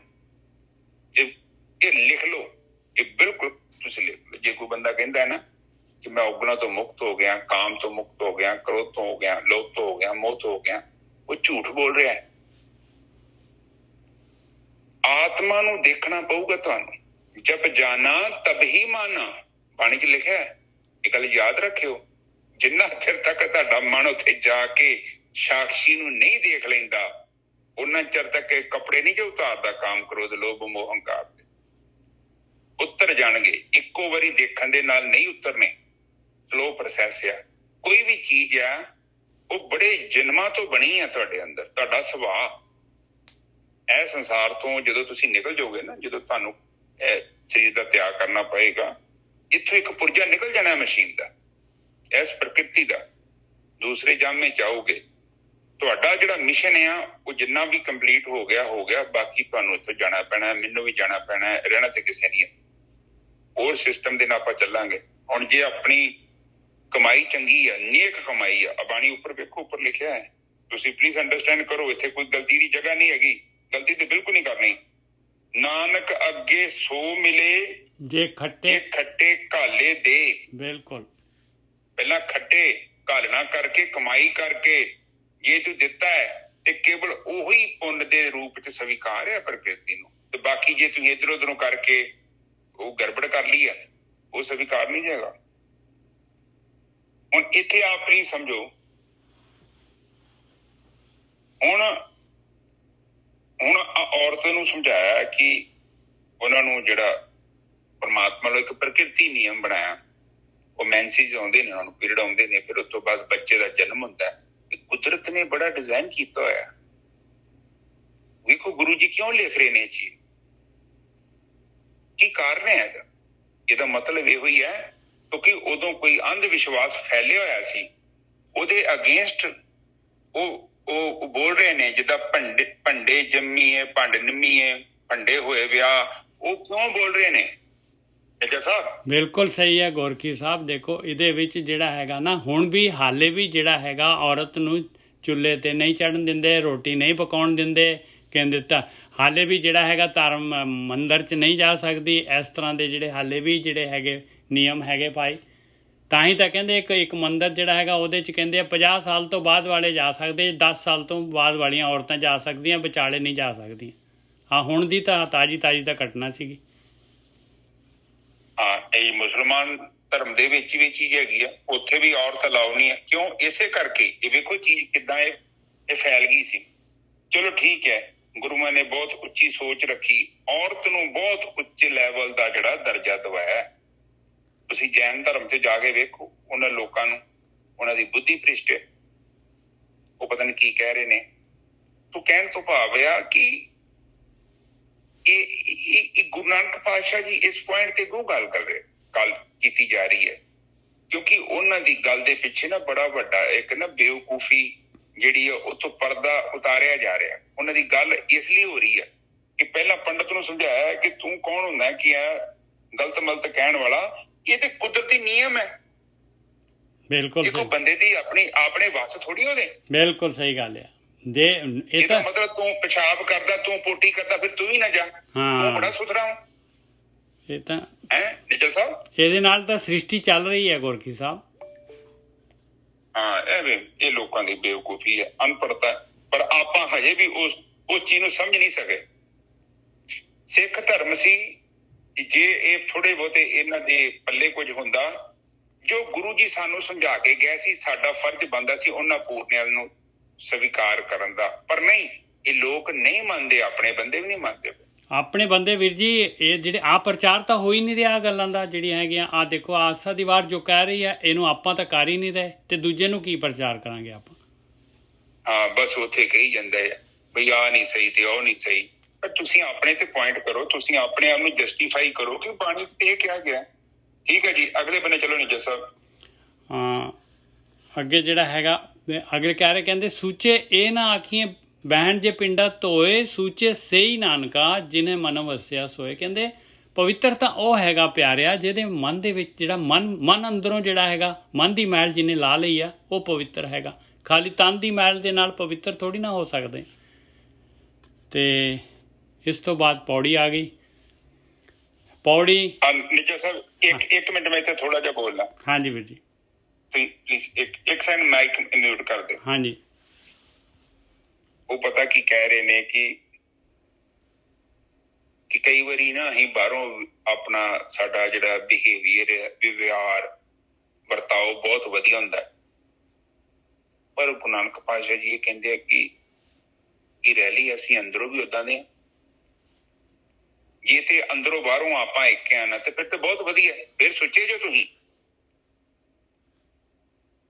ਤੇ ਸੁੱਚੇ ਦਾ ਮਤਲਬ ਇਹੋ ਹੀ ਆ ਕਿ ਸਾਡੇ ਚਿਹਰੇ ਤੇ ਕੋਈ ਨਕਲੀ ਚਿਹਰਾ ਨਹੀਂ ਲੱਗਾ। ਪਰ ਤੁਹਾਨੂੰ ਪਤਾ ਬੰਦੇ ਕੋਲ ਕਿੰਨੇ ਚਿਹਰੇ ਹੁੰਦੇ ਆ। ਬੰਦਾ ਅਲੱਗ-ਅਲੱਗ ਚਿਹਰੇ ਬਦਲਦਾ ਰਹਿੰਦਾ, ਚਾਹੇ ਔਰਤ ਹੈ ਚਾਹੇ ਮਰਦ ਹੈ। ਮੈਂ ਦੋਨਾਂ ਦੀ ਗੱਲ ਕਰਾਂਗਾ ਕਿਉਂਕਿ ਇਹ ਬੜੇ ਇੱਕ ਗਲਤ ਕਿਸਮ ਦਾ ਜੀਵਨ ਬਤੀਤ ਕਰਦੇ ਆ। ਜਾਂ ਤੇ ਇਹਨਾਂ ਨੂੰ ਸੰਸਕਾਰ ਨਹੀਂ ਮਿਲੇ, ਜਾਂ ਇਹਨਾਂ ਨੂੰ ਗਿਆਨ ਨਹੀਂ ਮਿਲਿਆ, ਜਾਂ ਉਦਾਂ ਦੀ ਸੰਗਤ ਨਹੀਂ ਮਿਲੀ ਕਿ ਜੀਵਨ ਦੇ ਵਿੱਚ ਜਦ ਤੱਕ ਤੂੰ ਸੱਚਾ ਨਹੀਂ ਹੋ ਜਾਂਦਾ, ਜਦ ਤੱਕ ਤੇਰਾ ਅੰਦਰੋਂ ਬਾਹਰੋਂ ਇੱਕ ਨਹੀਂ ਹੋ ਜਾਂਦਾ, ਤਦ ਤੱਕ ਤੇਰੀ ਗਤੀ ਨਹੀਂ ਹੈ।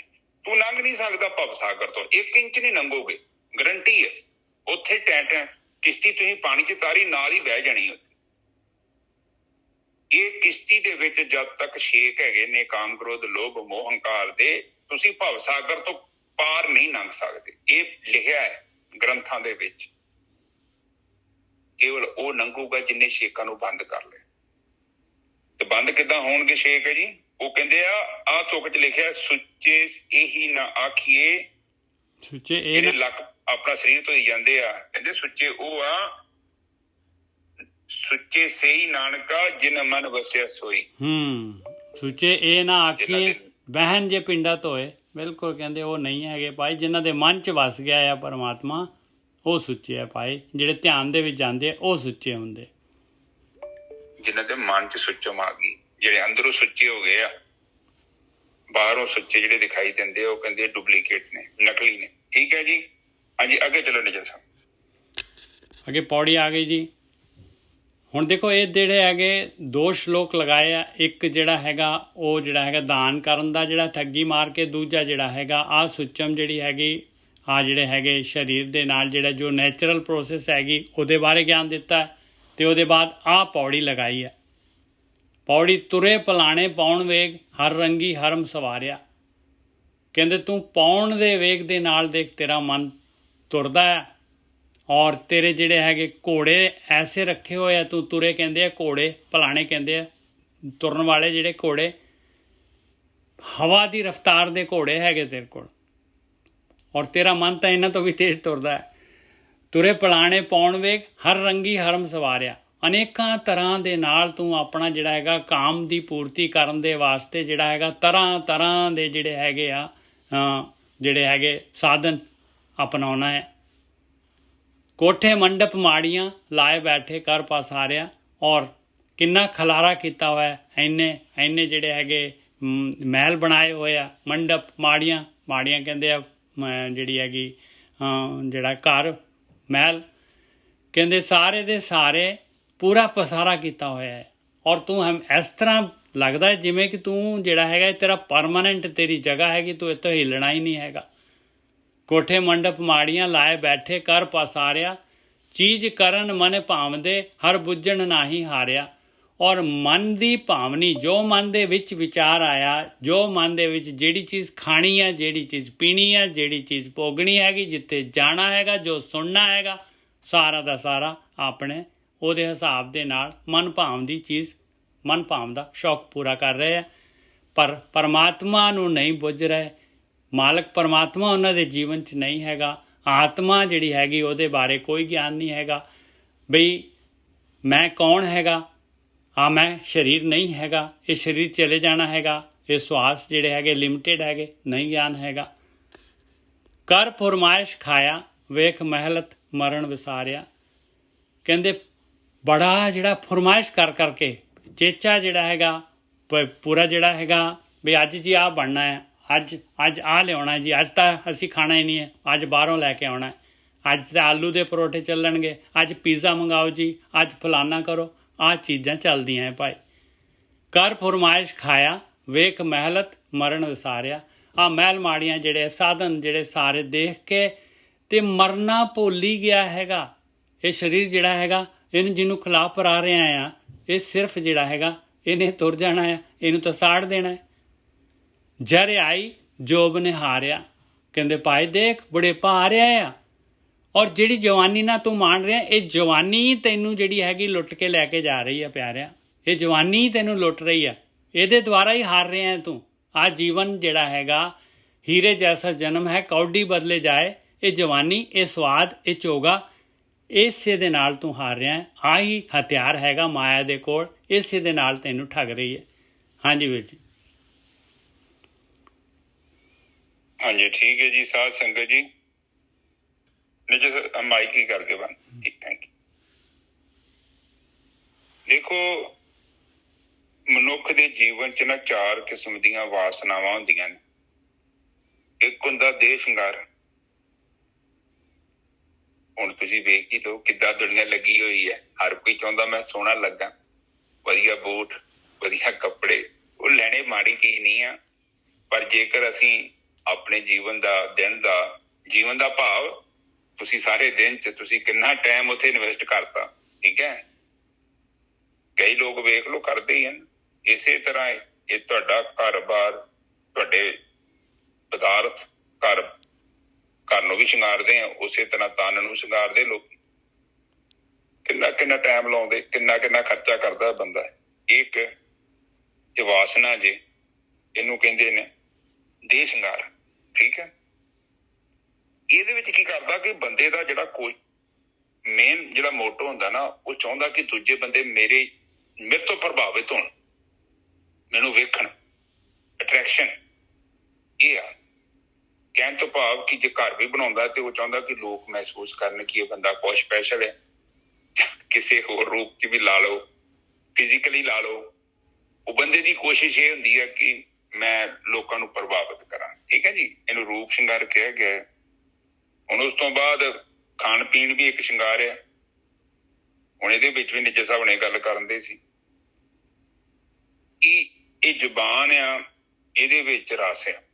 ਤੁਹਾਨੂੰ ਪਤਾ ਹੈ ਬੰਦੇ ਦੀ ਜ਼ੁਬਾਨ 'ਚ ਕਿੰਨਾ ਰਸ ਹੈ। ਮੱਛੀ ਦੇ ਵਾਂਗੂ ਸਾਨੂੰ ਕਈ ਕਿਸਮ ਦੇ ਭੋਜਨ ਖਾਣ ਦੀ ਜਿਹੜੀ ਹੁੰਦੀ ਹੈ ਲਾਲਸਾ ਹੁੰਦੀ ਹੈ, ਔਰ ਬੰਦਾ ਉਸ ਇੰਦਰੀ ਦੀ ਤ੍ਰਿਪਤੀ ਦੇ ਲਈ ਬੰਦਾ ਕਿਤੇ ਘੁੰਮਦਾ। ਖਾਣਾ ਪੀਣਾ ਅੱਗੋਂ ਮਾੜੀ ਚੀਜ਼ ਨਹੀਂ ਹੈ, ਪਰ ਮੈਂ ਵੈਸੇ ਗੱਲ ਕਰਦਾ ਕਿ ਉਹ ਕਿੱਦਾਂ ਬੰਦਾ ਭੱਜਾ ਫਿਰਦਾ ਹੈ ਨਾ। ਜ਼ੁਬਾਨ ਦੇ ਰਸੀਏ ਪਤਾ ਨਹੀਂ ਕਿੰਨੇ ਕਿਲੋਮੀਟਰ ਦੂਰ ਚੱਲ ਜਾਂਦੇ ਨੇ ਉੱਥੇ ਭੋਜਨ ਖਾਣ ਵਾਸਤੇ। ਹੁਣ ਖਾਣਾ ਪੀਣਾ ਕੋਈ ਮਾੜੀ ਚੀਜ਼ ਨਹੀਂ ਹੈ, ਪਰ ਕਈ ਬੰਦੇ ਏਦਾਂ ਦੇ ਹੁੰਦੇ ਨੇ ਕਿ ਉਹ ਖਾਣ ਪੀਣ ਦੇ ਵਿੱਚ ਗਲਤ ਬੀਜ ਆਪਣੇ ਅੰਦਰ ਸੁੱਟ ਲੈਂਦੇ ਨੇ। ਫਿਰ ਇੱਕ ਸਮਾਂ ਆਉਂਦਾ ਹੈ ਕਿ ਉਹਨਾਂ ਦਾ ਸਰੀਰ ਜਿਹੜਾ ਨਾ ਉਹ ਖਰਾਬ ਹੋ ਜਾਂਦਾ। ਹਾਂ, ਇਹੀ ਚੀਜ਼ ਮੈਂ ਕਹਿਣਾ ਚਾਹੁੰਦਾ ਸੀਗਾ ਬਈ ਖਾਣਾ ਪੀਣਾ ਜਿਹੜਾ ਸਵਾਦ ਲੈਣੇ ਜਿਹੜੇ ਹੈਗੇ ਆਪਾਂ ਸਵਾਦਾਂ ਦੇ ਕਾਰਨ ਜਿਹੜਾ ਜੀਭ ਤਾਂ ਰੱਜੂਗੀ ਨਹੀਂ, ਜਿੰਨਾ ਮਰਜ਼ੀ ਖਿਲਾਈ ਜਾਓ। ਪਰ ਜਿਹੜਾ ਹੈਗਾ ਜੋ ਖਾਣਾ ਹੈਗਾ, ਇਹ ਖਾਣਾ ਜਿਹੜਾ ਹੈਗਾ ਇਹ ਕੈਲੋਰੀ ਹੈਗੀ ਭਾਈ, ਇਹ ਐਨਰਜੀ ਹੈਗੀ ਆ। ਇਹ ਐਨਰਜੀ ਜਿਹੜੀ ਹੈਗੀ ਆਪਾਂ ਨੇ ਸਰੀਰ ਸੁੱਟੀ ਐਨਰਜੀ ਥੋੜ੍ਹੀ ਨਾ ਜਿਹੜੀ ਹੈ ਉਹ ਹੁਣ ਕੰਮ ਨਹੀਂ ਕਰੂਗੀ। ਐਨਰਜੀ ਨੇ ਤਾਂ ਤੁਹਾਡਾ ਜਿਹੜਾ ਹੈਗਾ ਕਿੱਥੇ ਜਾ ਕੇ ਜਮ੍ਹਾਂ ਹੋਊਗੀ। ਜਿਹੜੇ ਅੰਗ ਹੈਗੇ ਆਪਣੇ, ਜਿਹੜੀਆਂ ਆਪਣੀਆਂ ਜਿਹੜੀਆਂ ਹੈਗੀਆਂ ਜਿਸ ਤਰ੍ਹਾਂ ਹਾਰਟ ਹੋ ਗਿਆ, ਜਿਸ ਤਰ੍ਹਾਂ ਲੰਗਸ ਹੋ ਗਏ, ਹਰ ਇੱਕ ਜਗ੍ਹਾ 'ਤੇ ਉਹਨੇ ਪਹਿਲਾਂ ਜਾ ਕੇ ਇਹਨੇ ਐਨਰਜੀ ਨੇ ਮਾਸ ਦੇ ਰੂਪ 'ਚ ਜਮ੍ਹਾਂ ਹੋ ਜਾਣਾ। ਫਿਰ ਉਹਨਾਂ ਅੰਗਾਂ ਨੂੰ ਨਿਸ਼ਕ੍ਰਿय ਕਰ ਦੇਣਾ ਹੈ। ਕਿਡਨੀ ਹੋ ਗਈ, ਉਹਨਾਂ ਅੰਗਾਂ ਦਾ ਫੰਕਸ਼ਨ ਜਿਹੜਾ ਹੈਗਾ ਚਲੇ ਜਾਂਦਾ। ਹਾਂਜੀ ਵੀਰ ਜੀ। ਹਾਂਜੀ, ਹੁਣ ਉਸ ਤੋਂ ਬਾਅਦ ਇੱਕ ਹੋਰ ਵਾਸਨਾ ਹੈਗੀ ਹੈ, ਉਹਨੂੰ ਦੇਖਣਾ ਕਹਿੰਦੇ ਨੇ। ਕਈ ਲੋਕ ਵੇਖਿਆ ਨਾ, ਦੇਖਣ ਲਈ ਕਿੱਥੇ ਕਿੱਥੇ ਪਹੁੰਚ ਜਾਂਦੇ ਨੇ। ਇਹ ਵੀ ਇੱਕ ਵਾਸਨਾ ਹੈ। ਅੰਦਰ ਦਾ ਜਿਹੜਾ ਮਨ ਆ ਉਹ ਕਹਿੰਦਾ ਚੱਲ ਚੱਲੀਏ ਬਾਹਰ, ਚੱਲ ਵੇਖ ਕੇ। ਹੁਣ ਪਤਾ ਨਹੀਂ ਉਹ ਇਹ ਸੋਚਦਾ ਨਹੀਂ ਆ, ਇਹ ਉਹ ਵੇਂਦਾ ਹੈ ਜੋ ਇਹਨੂੰ ਨਹੀਂ ਵੇਖਣਾ ਚਾਹੀਦਾ। ਜੋ ਇਹਨੂੰ ਵੇਖਣਾ ਚਾਹੀਦਾ ਉਹ ਨਹੀਂ ਵੇਂਦਾ। ਇਹ ਏਦਾਂ ਦੀ ਅੰਦਰ ਦੀ ਕਿਰਿਆ ਚੱਲਦੀ ਹੈ। ਉਸ ਤੋਂ ਬਾਅਦ ਇੱਕ ਹੋਰ ਵਾਸਨਾ ਹੈ ਸੁਣਨ ਦੀ। ਤੁਸੀਂ ਵੇਖੋ ਕਈਆਂ ਨੂੰ ਕਿੰਨਾ ਕੰਨਾਂ ਦਾ ਰਸ ਹੁੰਦਾ ਹੈ। ਉਹ ਸ਼ਾਮ ਤੱਕ ਜਦ ਤੱਕ ਸਾਰੇ ਪਿੰਡ ਦੀ ਰਿਪੋਰਟ ਨਾ ਲੈ ਆਉਂਦੇ, ਉਹਨਾਂ ਨੂੰ ਚੈਨ ਹੀ ਨਹੀਂ ਆਉਂਦਾ। ਤੁਰੇ ਫਿਰਦੇ। ਇਹ ਵੀ ਰਸ ਹੁੰਦਾ ਹੈ। ਇਹ ਸਾਡੇ ਔਗਣ ਨੇ। ਹੁਣ ਇਹਨਾਂ 'ਚ ਤੁਹਾਡੇ 'ਚ ਕਿੰਨੇ ਔਗਣ ਹੈ ਜਾਂ ਮੇਰੇ 'ਚ ਕਿੰਨੇ ਔਗਣ ਹੈ, ਇਹ ਸਾਨੂੰ ਵਿਚਾਰ ਕਰਨ ਦੀ ਲੋੜ। ਠੀਕ ਹੈ ਜੀ। ਹੁਣ ਬਾਣੀ ਇਹ ਕਹਿ ਰਹੀ ਹੈ ਕਿ ਇਹ ਕੋਠੇ ਮੰਡਪ ਮਾੜੀਆਂ, ਇਹ ਸਭ ਰੰਗ ਜਿਹੜੇ ਹੈਗੇ ਨੇ, ਇਹ ਸਭ ਇਹ ਵਾਸਨਾਵਾਂ ਹੈਗੀਆਂ ਨੇ। ਠੀਕ ਹੈ, ਜੇ ਤੂੰ ਉਹਨੂੰ ਸਿਸਟਮ ਦੇ ਵਿੱਚ ਚਲਾਏਂਗਾ ਤੇ ਕੋਈ ਪ੍ਰੋਬਲਮ ਥੋੜੀ ਹੈ। ਤੂੰ ਜੀਵਨ ਹੰਢਾ ਯਾਰ। ਰਾਜੇ ਜਨਕ ਨੇ ਥੋੜੀ ਰਾਜ ਦਾ ਭਾਗ ਦਾ ਤਿਆਗ ਕਰ ਦਿੱਤਾ ਸੀ। ਰਾਜ ਭਾਗ ਦੇ ਵਿੱਚ ਹੀ ਸੀ। ਜਦੋਂ ਤੁਸੀਂ ਆਤਮਾ ਤੱਤ ਨੂੰ ਜਾਣ ਲੈਂਦੇ ਜੋ ਨਾ, ਇਹ ਸੰਸਾਰ ਤੁਹਾਨੂੰ ਕੁਛ ਵੀ ਨਹੀਂ ਕਹੂਗਾ। ਕਿਉਂ ਨਹੀਂ ਕਹੂਗਾ? ਜਿੱਦਾਂ ਸਪੇਰਾ ਵੇਖਿਆ ਨਾ, ਸੱਪ ਦੇਖੋ, ਸੱਪ ਲਈ ਫਿਰਦਾ ਅਗਲੇ, ਉਹਨਾਂ ਦੇ ਘਰਾਂ 'ਚ ਸੱਪ ਤੁਰੇ ਫਿਰਦੇ ਆ। ਨਿੱਜਰ ਸਾਹਿਬ ਬਿਲਕੁਲ ਸਹੀ ਗੱਲ, ਬਿਲਕੁਲ ਸਹੀ ਹੈ। ਕਿਉਂਕਿ ਉਹਨਾਂ ਨੂੰ ਪਤਾ ਲੱਗ ਗਿਆ ਨਾ ਕਿ ਸੱਪ ਦੀ ਪਹੁੰਚ ਕੀ ਹੈ, ਸੱਪ ਕੀ ਕਰ ਸਕਦਾ। ਇਸੇ ਹੀ ਤਰ੍ਹਾਂ ਜਿਹੜਾ ਆਤਮ ਗਿਆਨੀ ਮਨੁੱਖ ਹੁੰਦਾ ਹੈ, ਉਹਨੂੰ ਸੰਸਾਰ ਕੁਛ ਵੀ ਨਹੀਂ ਕਹਿੰਦਾ। ਉਹ ਰਹਿੰਦਾ ਵੀ ਆ, ਉਹਨੂੰ ਕੋਈ ਫਰਕ ਨਹੀਂ ਪੈਂਦਾ। ਕਿਉਂ? ਕਿਉਂਕਿ ਉਹ ਜੀਵਨ ਜੀਣ ਦੇ ਲਈ ਜਿਹੜੀਆਂ ਚੀਜ਼ਾਂ ਜ਼ਰੂਰਤ ਨੇ ਉਹਨਾਂ ਦਾ ਇਸਤੇਮਾਲ ਕਰ ਰਿਹਾ, ਭੋਗ ਨਹੀਂ ਕਰ ਰਿਹਾ। ਭੋਗ ਕਰਨ 'ਚ ਤੇ ਇਸਤੇਮਾਲ ਕਰਨ 'ਚ ਬੜਾ ਫਰਕ ਹੈ। ਕੋਈ ਵੀ ਚੀਜ਼ ਹੈਗੀ ਗੋਰਖੀ ਸਾਹਿਬ, ਦੇਖੋ, ਇੱਕ ਜਿਹੜਾ ਹੈਗਾ ਤੁਹਾਡੇ ਜ਼ਰੂਰਤ ਹੈਗੀ, ਇੱਕ ਜਿਹੜਾ ਹੈਗਾ ਤੁਹਾਡੀ ਜਿਹੜੀ ਹੈਗੀ ਆ ਉਹਨੂੰ ਕਹਿੰਦੇ ਆ ਸ਼ੌਕ। ਜ਼ਰੂਰਤ ਔਰ ਸ਼ੌਕ ਦੇ ਵਿੱਚ ਫਰਕ ਆ। ਮਤਲਬ ਨੀਡ ਔਰ ਗਰੀਡ।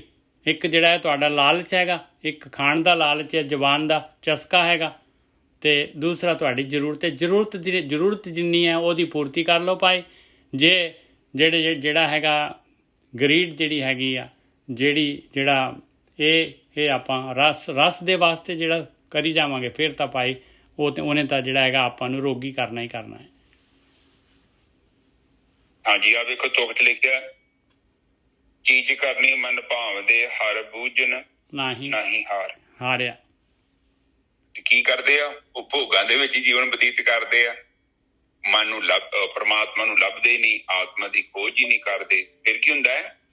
ਉਹ ਫਿਰ ਭੋਗਾਂ ਨੂੰ ਭੋਗਦੇ ਹੋਏ ਗੇਮ ਹਾਰ ਜਾਂਦੇ। ਕੰਮ ਤੇ ਕੁਝ ਕਰਨਾ ਸੀ, ਹੁਣ ਤੁਸੀਂ ਇੱਕ ਕੰਮ ਕਰਨਾ ਹੈ, ਹੁਣ ਇੱਕ ਕੰਮ ਹੋਰ ਕਰਨਾ ਹੈ। ਹੁਣ ਤੁਸੀਂ ਇੱਕ ਕੰਮ ਨੂੰ ਕਰੀ ਜਾਓ, ਦੂਜੇ ਕੰਮ ਵੱਲ ਧਿਆਨ ਨਾ ਦਿਓ, ਤੇ ਉਹ ਜਿਹਦੇ ਵੱਲ ਤੁਸੀਂ ਧਿਆਨ ਨਹੀਂ ਦਿੱਤਾ ਉਹ ਕੰਮ ਕਿੱਦਾਂ ਹੋ ਸਕਦਾ ਹੈ? ਉਹ ਨਹੀਂ ਕੰਪਲੀਟ ਹੋਣਾ, ਉਹ ਤੇ ਸਿਰਫ ਪੈਂਡਿੰਗ ਹੋ ਗਿਆ। ਫਿਰ ਕੀ ਹੋਊਗਾ? ਫਿਰ ਜਦੋਂ ਪੈਂਡਿੰਗ ਹੋ ਗਿਆ, ਉਹ ਹੁਣ ਜੇ ਕੰਮ ਆਪਣਾ ਇੰਪੋਰਟੈਂਟ ਆ, ਮੰਨ ਲਓ ਬਿਜਲੀ ਦਾ ਬਿੱਲ ਆ, ਤੁਸੀਂ ਤਾਰਿਆ ਹੀ ਨਹੀਂ, ਫਿਰ ਅਗਲੇ ਕਨੈਕਸ਼ਨ ਕੱਟ ਜਾਣਗੇ, ਤੁਸੀਂ ਹੋਰ ਕੰਮ ਕਰ ਲਏ।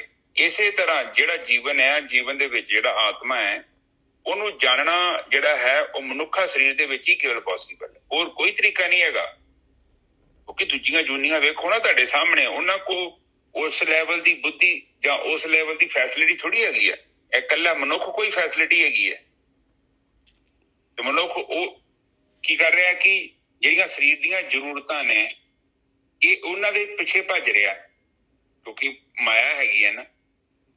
ਮਾਇਆ ਦੇ ਪ੍ਰਭਾਵ 'ਚ ਵਿਚਾਰੇ ਨੂੰ ਪਤਾ ਨਹੀਂ ਲੱਗਦਾ ਕਿ ਇਹ ਮੇਰੇ ਤਨ ਦੀ ਜ਼ਰੂਰਤ ਹੈ, ਇਹ ਕੋਈ ਮਤਲਬ ਮੇਰੇ ਜੀਵਨ ਦਾ ਮਕਸਦ ਨਹੀਂ ਹੈ।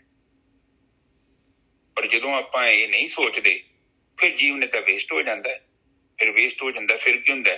ਫਿਰ ਬੰਦਾ ਅੱਗੇ ਤੁਰ ਪੈਂਦਾ, ਫਿਰ ਤੁਰਿਆ ਜਾਂਦਾ, ਪਤਾ ਨਹੀਂ ਕਦੋਂ ਫਿਰ ਦੁਬਾਰਾ ਮੌਕਾ ਮਿਲੂਗਾ।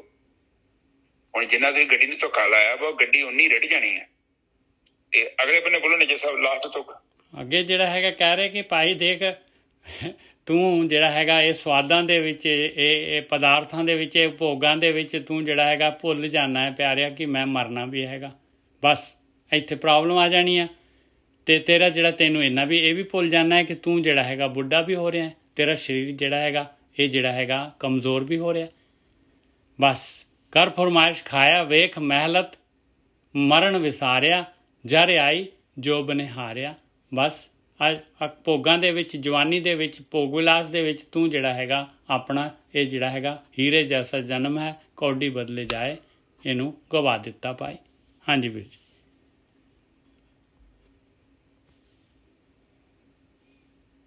ਹਾਂਜੀ ਠੀਕ ਹੈ ਜੀ। ਉਹ ਕਹਿੰਦੇ ਆਖਰ ਤੇ ਤੁਸੀਂ ਜੇਕਰ ਨਹੀਂ ਸਮਝਦੇ, ਨਹੀਂ ਵਿਚਾਰ ਕਰਦੇ, ਆਪਣਾ ਜੀਵਨ ਜਿੱਦਾਂ ਤੁਸੀਂ ਬਤੀਤ ਕਰਦੇ ਜੋ ਏਦਾਂ ਹੀ ਕਰੀ ਜਾਓਗੇ ਤੇ ਫਿਰ ਤੁਸੀਂ ਇਹ ਭਵ ਸਾਗਰ ਤੋਂ ਪਾਰ ਨਹੀਂ ਲੰਘਣਾ ਤੇ ਜੀਵਨ ਹਾਰ ਜਾਣਾ। ਮੇਨ ਕੰਮ ਤੇ ਰਹਿ ਗਿਆ। ਬਾਕੀ ਤੁਸੀਂ ਭੋਗਾਂ ਦਾ ਜਿਹੜਾ ਇਸਤੇਮਾਲ ਕੀਤਾ ਹੈ ਉਹ ਤੇ ਪ੍ਰਕਿਰਤੀ ਦੇ ਵਿਧਾਨ ਦੇ ਵਿੱਚ ਜੋ ਬਣਿਆ ਸਿਸਟਮ, ਧਰਮਰਾਜ ਦੇ ਅਨੁਸਾਰ ਤੁਸੀਂ ਜਿਹੜੇ ਵੀ ਭੋਗ ਭੋਗੇ ਆ ਨਾ, ਉਹਨਾਂ ਨੇ ਸੰਸਕਾਰਾਂ ਦੇ ਰੂਪ 'ਚ ਤੁਹਾਡੇ ਸਾਹਮਣੇ ਪ੍ਰਗਟ ਹੋ ਜਾਣਾ। ਤੁਹਾਡੇ ਚਿੱਤ 'ਚ ਬੀਜ ਨੇ, ਸਾਰੇ ਬੀਜ ਇਕੱਠੇ ਕਰ ਲੈਂਦਾ ਬੰਦਾ। ਬੰਦਾ ਆਪਣੇ ਆਪ ਨੂੰ ਬੜਾ ਬ੍ਰਹਮ ਗਿਆਨੀ ਸਮਝਦਾ ਹੈ, ਇਹ ਸਮਝਦਾ ਕਿ ਮੈਂ ਬੜਾ ਧਾਰਮਿਕ ਹਾਂ, ਮੈਂ ਫਲਾਨਾ ਤੇ ਮੈਂ ਟਿਮਕਾ। ਪਰ ਅਸਲ 'ਚ ਬੰਦਾ ਆਪਣੇ ਆਪ ਨੂੰ ਜਾਣਦਾ ਹੀ ਕਿ ਮੈਂ ਕੀ ਹਾਂ। ਜੇਕਰ ਜਾਣਦਾ ਹੋਵੇ ਤੇ ਉਹਦੇ ਜੀਵਨ 'ਚ ਉਚਾਈ ਆਵੇ, ਉਹ ਇੱਕ ਧਾਰਮਿਕ ਇਨਸਾਨ ਬਣ ਸਕਦਾ। ਕਿਸੇ ਬੰਦੇ ਨੂੰ ਪੁੱਛੋ, ਉਹਨੂੰ ਪੁੱਛੋ ਕਿ ਤੈਨੂੰ ਮੌਤ ਦਾ ਪਤਾ ਹੈ, ਉਹਨੂੰ ਨਹੀਂ ਪਤਾ ਵਿਚਾਰੇ। ਮਾਇਆ ਕਿੰਨੀ ਪਾਵਰਫੁਲ ਹੋ ਗਈ, ਆਪ ਜਸਟ ਸੋਚੋ ਕਿ ਇਹਨੂੰ ਮੌਤ ਦਾ ਪਤਾ। ਬਹੁਤ ਮੁਸ਼ਕਿਲ ਹੈ। ਉਹ ਸੋਚਦਾ ਕਿ ਏਦਾਂ ਮੌਜਾਂ ਬਹਾਰਾਂ ਲੱਗਣੀਆਂ ਨੇ, ਪਰ ਆਪ ਸੋਚੋ ਜਦੋਂ ਤੁਸੀਂ ਸਰੀਰ ਦੀ ਦੁਰਵਰਤੋਂ ਕਰਦੇ ਹੋ ਜੋ, ਤੇ ਦੁਰਵਰਤੋਂ ਕਰਨ ਤੋਂ ਬਾਅਦ ਉਹਦਾ ਜੋ ਵੀ ਰਿਜ਼ਲਟ ਨਿਕਲੇਗਾ ਉਹ ਤੁਹਾਨੂੰ ਭੋਗਣਾ ਪੈਣਾ। ਜਿੱਦਾਂ ਗੱਡੀ ਤੁਸੀਂ ਗਲਤ ਰਸਤੇ ਤੇ ਚਲਾਓ, ਟੁੱਟੇ ਭੱਜੇ ਸੜਕਾਂ 'ਚ ਲਈ ਫਿਰੋ, ਕੁਝ ਸਮੇਂ ਬਾਅਦ ਉਹ ਖਰਾਬ ਹੋਣੀ ਸ਼ੁਰੂ ਹੋ ਜਾਏਗੀ। ਫਿਰ ਉਹਦੀ ਮੇਨਟੇਨੈਂਸ ਆ, ਫਿਰ ਤੁਸੀਂ ਜਾਣਾ ਵਾ ਰਸਤੇ 'ਚ ਖਰਾਬ ਹੋ ਜਾਏਗੀ। ਕਿਉਂ? ਕਿਉਂਕਿ ਦੁਰਵਰਤੋਂ ਕੀਤੀ ਹੈ। ਇਸੇ ਹੀ ਤਰ੍ਹਾਂ ਜਦੋਂ ਮਨੁੱਖ ਆਪਣੇ ਸਰੀਰ ਦੀ ਦੁਰਵਰਤੋਂ ਕਰਦਾ ਹੈ ਤੇ ਇੱਕ ਨਾ ਇੱਕ ਸਮਝ ਦੇ ਵਿੱਚ ਆਵੇਗਾ ਜਦੋਂ ਉਹਨੂੰ ਉਹ ਸਾਰੀਆਂ ਚੀਜ਼ਾਂ ਭੋਗਣੀਆਂ ਪੈਣੀਆਂ। ਗਲਤ ਇਸਤੇਮਾਲ ਕੀਤਾ ਹੈ ਨਾ ਉਹਨਾਂ ਦਾ। ਇਸੇ ਹੀ ਤਰ੍ਹਾਂ ਜਿਹੜਾ ਮਨੁੱਖਾ ਜੀਵਨ ਦਾ ਇਸਤੇਮਾਲ ਸਹੀ ਤਰੀਕੇ ਨਾਲ ਨਹੀਂ ਕਰਦਾ, ਉਹਦੇ ਲਈ ਚੰਗਾ ਨਹੀਂ ਹੈ। ਫਿਰ ਕੀ ਹੁੰਦਾ? ਫਿਰ ਉਹ ਕਹਿੰਦਾ ਗੇਮ ਹਾਰ ਜਾਂਦਾ। ਹਾਰਨ ਦਾ ਮਤਲਬ ਜੁਆਰੀਆ ਗਿਆ ਸੀ, ਲੱਖ ਰੁਪਇਆ ਬੁੱਝ ਸੀ, ਜਦੋਂ ਬਾਹਰ ਆਇਆ ਤੇ ਕੁਛ ਵੀ ਨਹੀਂ ਹੈਗਾ, ਬਿਲਕੁਲ ਹੀ ਹਾਰ ਗਿਆ। ਜੂਏ ਦੇ ਨਾਲ ਬੰਦੇ ਦੇ ਘਰ 'ਚ ਜਿੱਦਾਂ ਕੋਈ ਖੁਸ਼ੀ ਨਹੀਂ ਨਾ ਮਿਲਦੀ, ਨਾ ਖੁਸ਼ੀ ਆਉਂਦੀ ਆ, ਉਸੇ ਹੀ ਤਰ੍ਹਾਂ ਇਹ ਮਨੁੱਖ ਵੀ ਏਦਾਂ ਹੀ ਕਰਦਾ ਹੈ। ਆਪਣਾ ਜੀਵਨ ਹੈ ਜਿਹੜਾ ਉਹਨੂੰ ਹਾਰ ਜਾਂਦਾ ਹੈ ਔਰ ਜੀਵਨ ਬਤੀਤ ਕਰਦਾ ਹੈ ਉਹਨਾਂ ਲੋਕਾਂ ਦੇ ਕਹਿਣੇ ਅਨੁਸਾਰ ਜਿਹੜੇ ਖੁਦ ਡੁੱਬੇ ਨੇ। ਇਹ ਬਾਣੀ ਦੇ ਵਿੱਚ ਜੋ ਲਿਖਿਆ ਹੈ, ਆਪਣੇ ਲੋਕ ਉਸ ਦੇ ਉੱਪਰ ਅਮਲ ਨਹੀਂ ਕਰਦੇ, ਬਿਲਕੁਲ ਨਹੀਂ ਕਰਨ ਦੇ।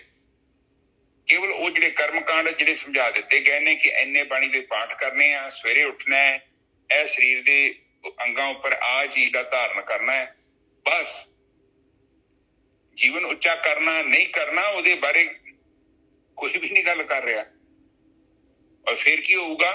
ਫਿਰ ਉਹ ਬਾਣੀ ਕਹਿੰਦੀ ਆ ਕਿ ਤੂੰ ਬਾਰੀ ਜਨੇਊ ਜੇ ਪਾਲਿਆ ਹੈ ਤੇ ਬਸ ਉਹ ਜਨੇਊ ਹੀ ਆ, ਉਹਦੇ ਨਾਲ ਤੇਰੇ ਅੰਦਰ ਦੀ ਅਵਸਥਾ ਨਹੀਂ ਜੋ ਉੱਚੀ ਹੋਣੀ। ਠੀਕ ਹੈ, ਜਨੇਊ ਪਾਇਆ ਹੈ, ਪਰ ਇਸ ਦੇ ਬਾਵਜੂਦ ਵੀ ਤੂੰ ਆਪਣੇ ਅੰਦਰ ਅਭਿਆਸ ਕਰ, ਭਗਤੀ ਵੀ ਕਰ। ਤੂੰ ਕਿਤੇ ਇਹ ਨਾ ਸੋਚ ਕਿ ਬਾਹਰੀ ਚਿੰਨ੍ਹ ਧਾਰਨ ਕਰਨ ਦੇ ਨਾਲ ਤੂੰ ਬ੍ਰਹਮ ਗਿਆਨੀ ਬਣ ਜਾਏਗਾ ਜਾਂ ਤੂੰ ਕੋਈ ਇਸ ਮੁਕਤ ਹੋ ਜਾਏਗਾ ਇਸ ਪ੍ਰਕਿਰਤੀ ਤੋਂ। ਨਹੀਂ ਹੋ ਸਕਦਾ। ਅੱਜ ਦੀ ਵਿਚਾਰੇ ਇੱਥੇ ਨੇ ਸਭ ਸਮਾਪਤ। ਹਾਂਜੀ ਵੀਰ ਜੀ, ਬਿਲਕੁਲ ਬਹੁਤ ਵਧੀਆ ਜੀ। ਅਤੇ ਗੁਰਖ ਸਾਹਿਬ ਦੋ ਅਰਦਾਸਾਂ ਹੈਗੀਆਂ। ਇੱਕ ਤਾਂ ਆਪਣੇ ਬੱਚੇ ਦਾ ਆਪਰੇਸ਼ਨ ਹੋਇਆ ਸੀਗਾ ਅਤੇ ਉਹ ਠੀਕ ਹੋ ਗਏ, ਉਹਨਾਂ ਸ਼ੁਕਰਾਨੇ ਦੀ ਅਰਦਾਸ ਹੈ। ਇੱਕ ਹੋਰ ਹੈਗੀ ਬੀਬੀ ਜਿਹੜੀ ਹੈਗੀ ਉਹ ਬੱਚੇ ਦੇ ਵਾਸਤੇ ਜਿਹੜੀ ਹੈਗੀ ਆ ਆਸੀਸ ਦੇਣਾ ਚਾਹੁੰਦੀ ਆ ਕਿ ਪੂਤਾ ਮਾਤਾ ਕੀ ਆਸੀਸ ਨਿਮਕ ਨਾ ਵਿਸਰੋ ਤੁਮਕੋ ਹਰ ਹਰ ਸਦਾ ਭਜੋ ਜਗਦੀਸ਼। ਬਈ ਉਹਦੇ ਜੀਵਨ ਦੇ ਵਿੱਚ ਭਜਨ ਆਏ, ਬੰਦਗੀ ਆਏ, ਅਤੇ ਆਹ ਆਸੀਸ ਜਿਹੜੀ ਹੈਗੀ ਉਹਦੀ ਅਰਦਾਸ ਕਰਾਉਂਦੀ ਹੈ। ਹਾਂਜੀ ਗੁਰਕੀ ਸਾਹਿਬ। ਘੱਲੂ ਘਰ ਦਿਵਸ ਦੀ ਵੀ ਕੀਤੀ ਸੀ, ਉਹ ਵੀ ਧੰਨਵਾਦ ਕਰ ਦਿਓ ਜੀ। ਸਾਰੀ ਸ਼ਾਂਤੀ ਰਹੀ ਹੈ। ਹਾਂਜੀ ਓਕੇ।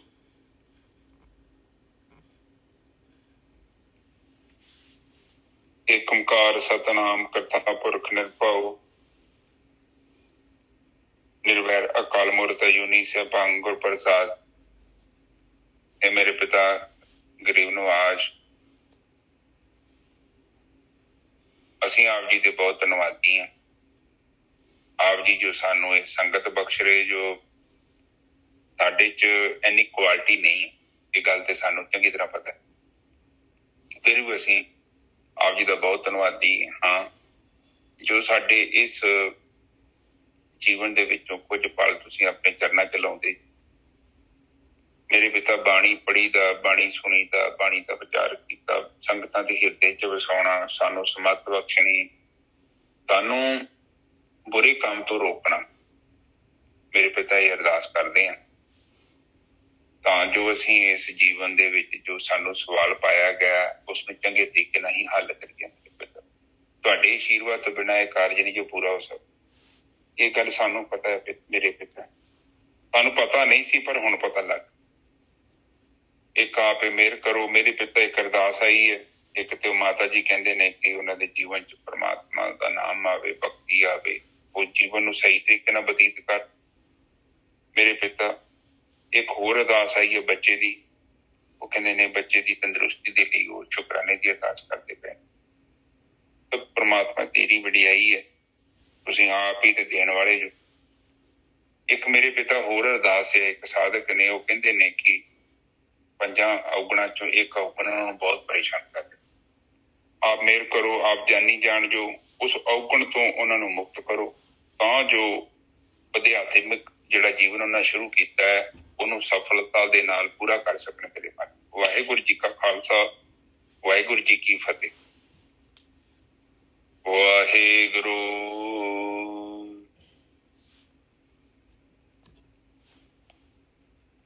ਵਾਹਿਗੁਰੂ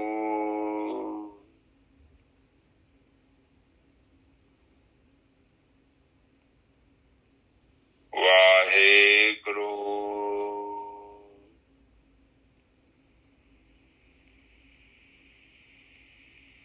ਵਾਹਿਗੁਰੂ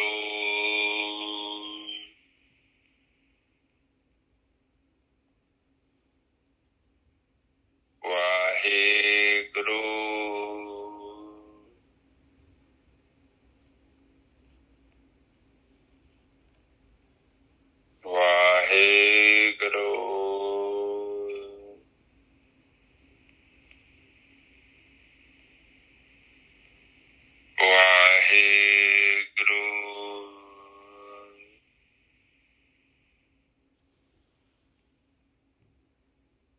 ਵਾਹਿਗੁਰੂ ਵਾਹਿਗੁਰੂ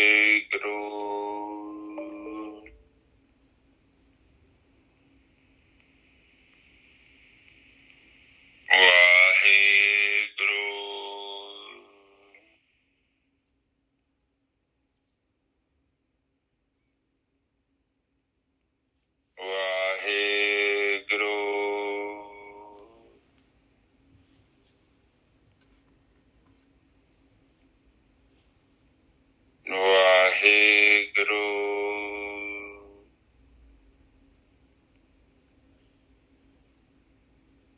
ਵਾਹਿਗੁਰੂ ਵਾਹਿਗੁਰੂ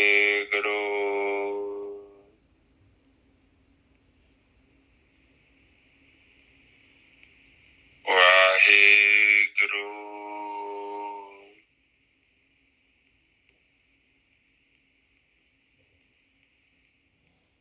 ਵਾਹਿਗੁਰੂ ਵਾਹਿਗੁਰੂ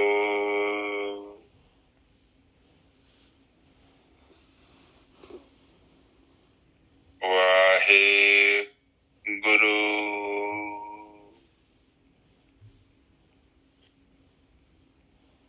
ਵਾਹਿਗੁਰੂ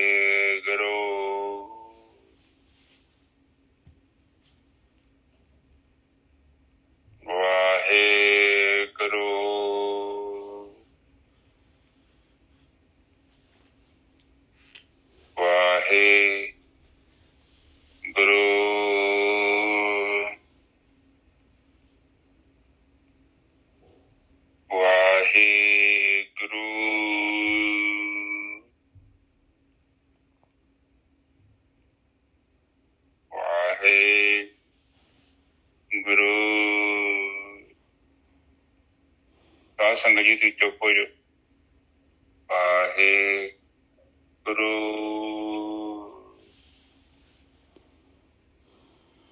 ਵਾਹਿਗੁਰੂ ਵਾਹਿਗੁਰੂ ਵਾਹਿਗੁਰੂ ਵਾਹਿਗੁਰੂ ਵਾਹਿਗੁਰੂ ਵਾਹਿਗੁਰੂ ਜੀ ਕਾ ਖਾਲਸਾ ਵਾਹਿਗੁਰੂ ਜੀ ਕੀ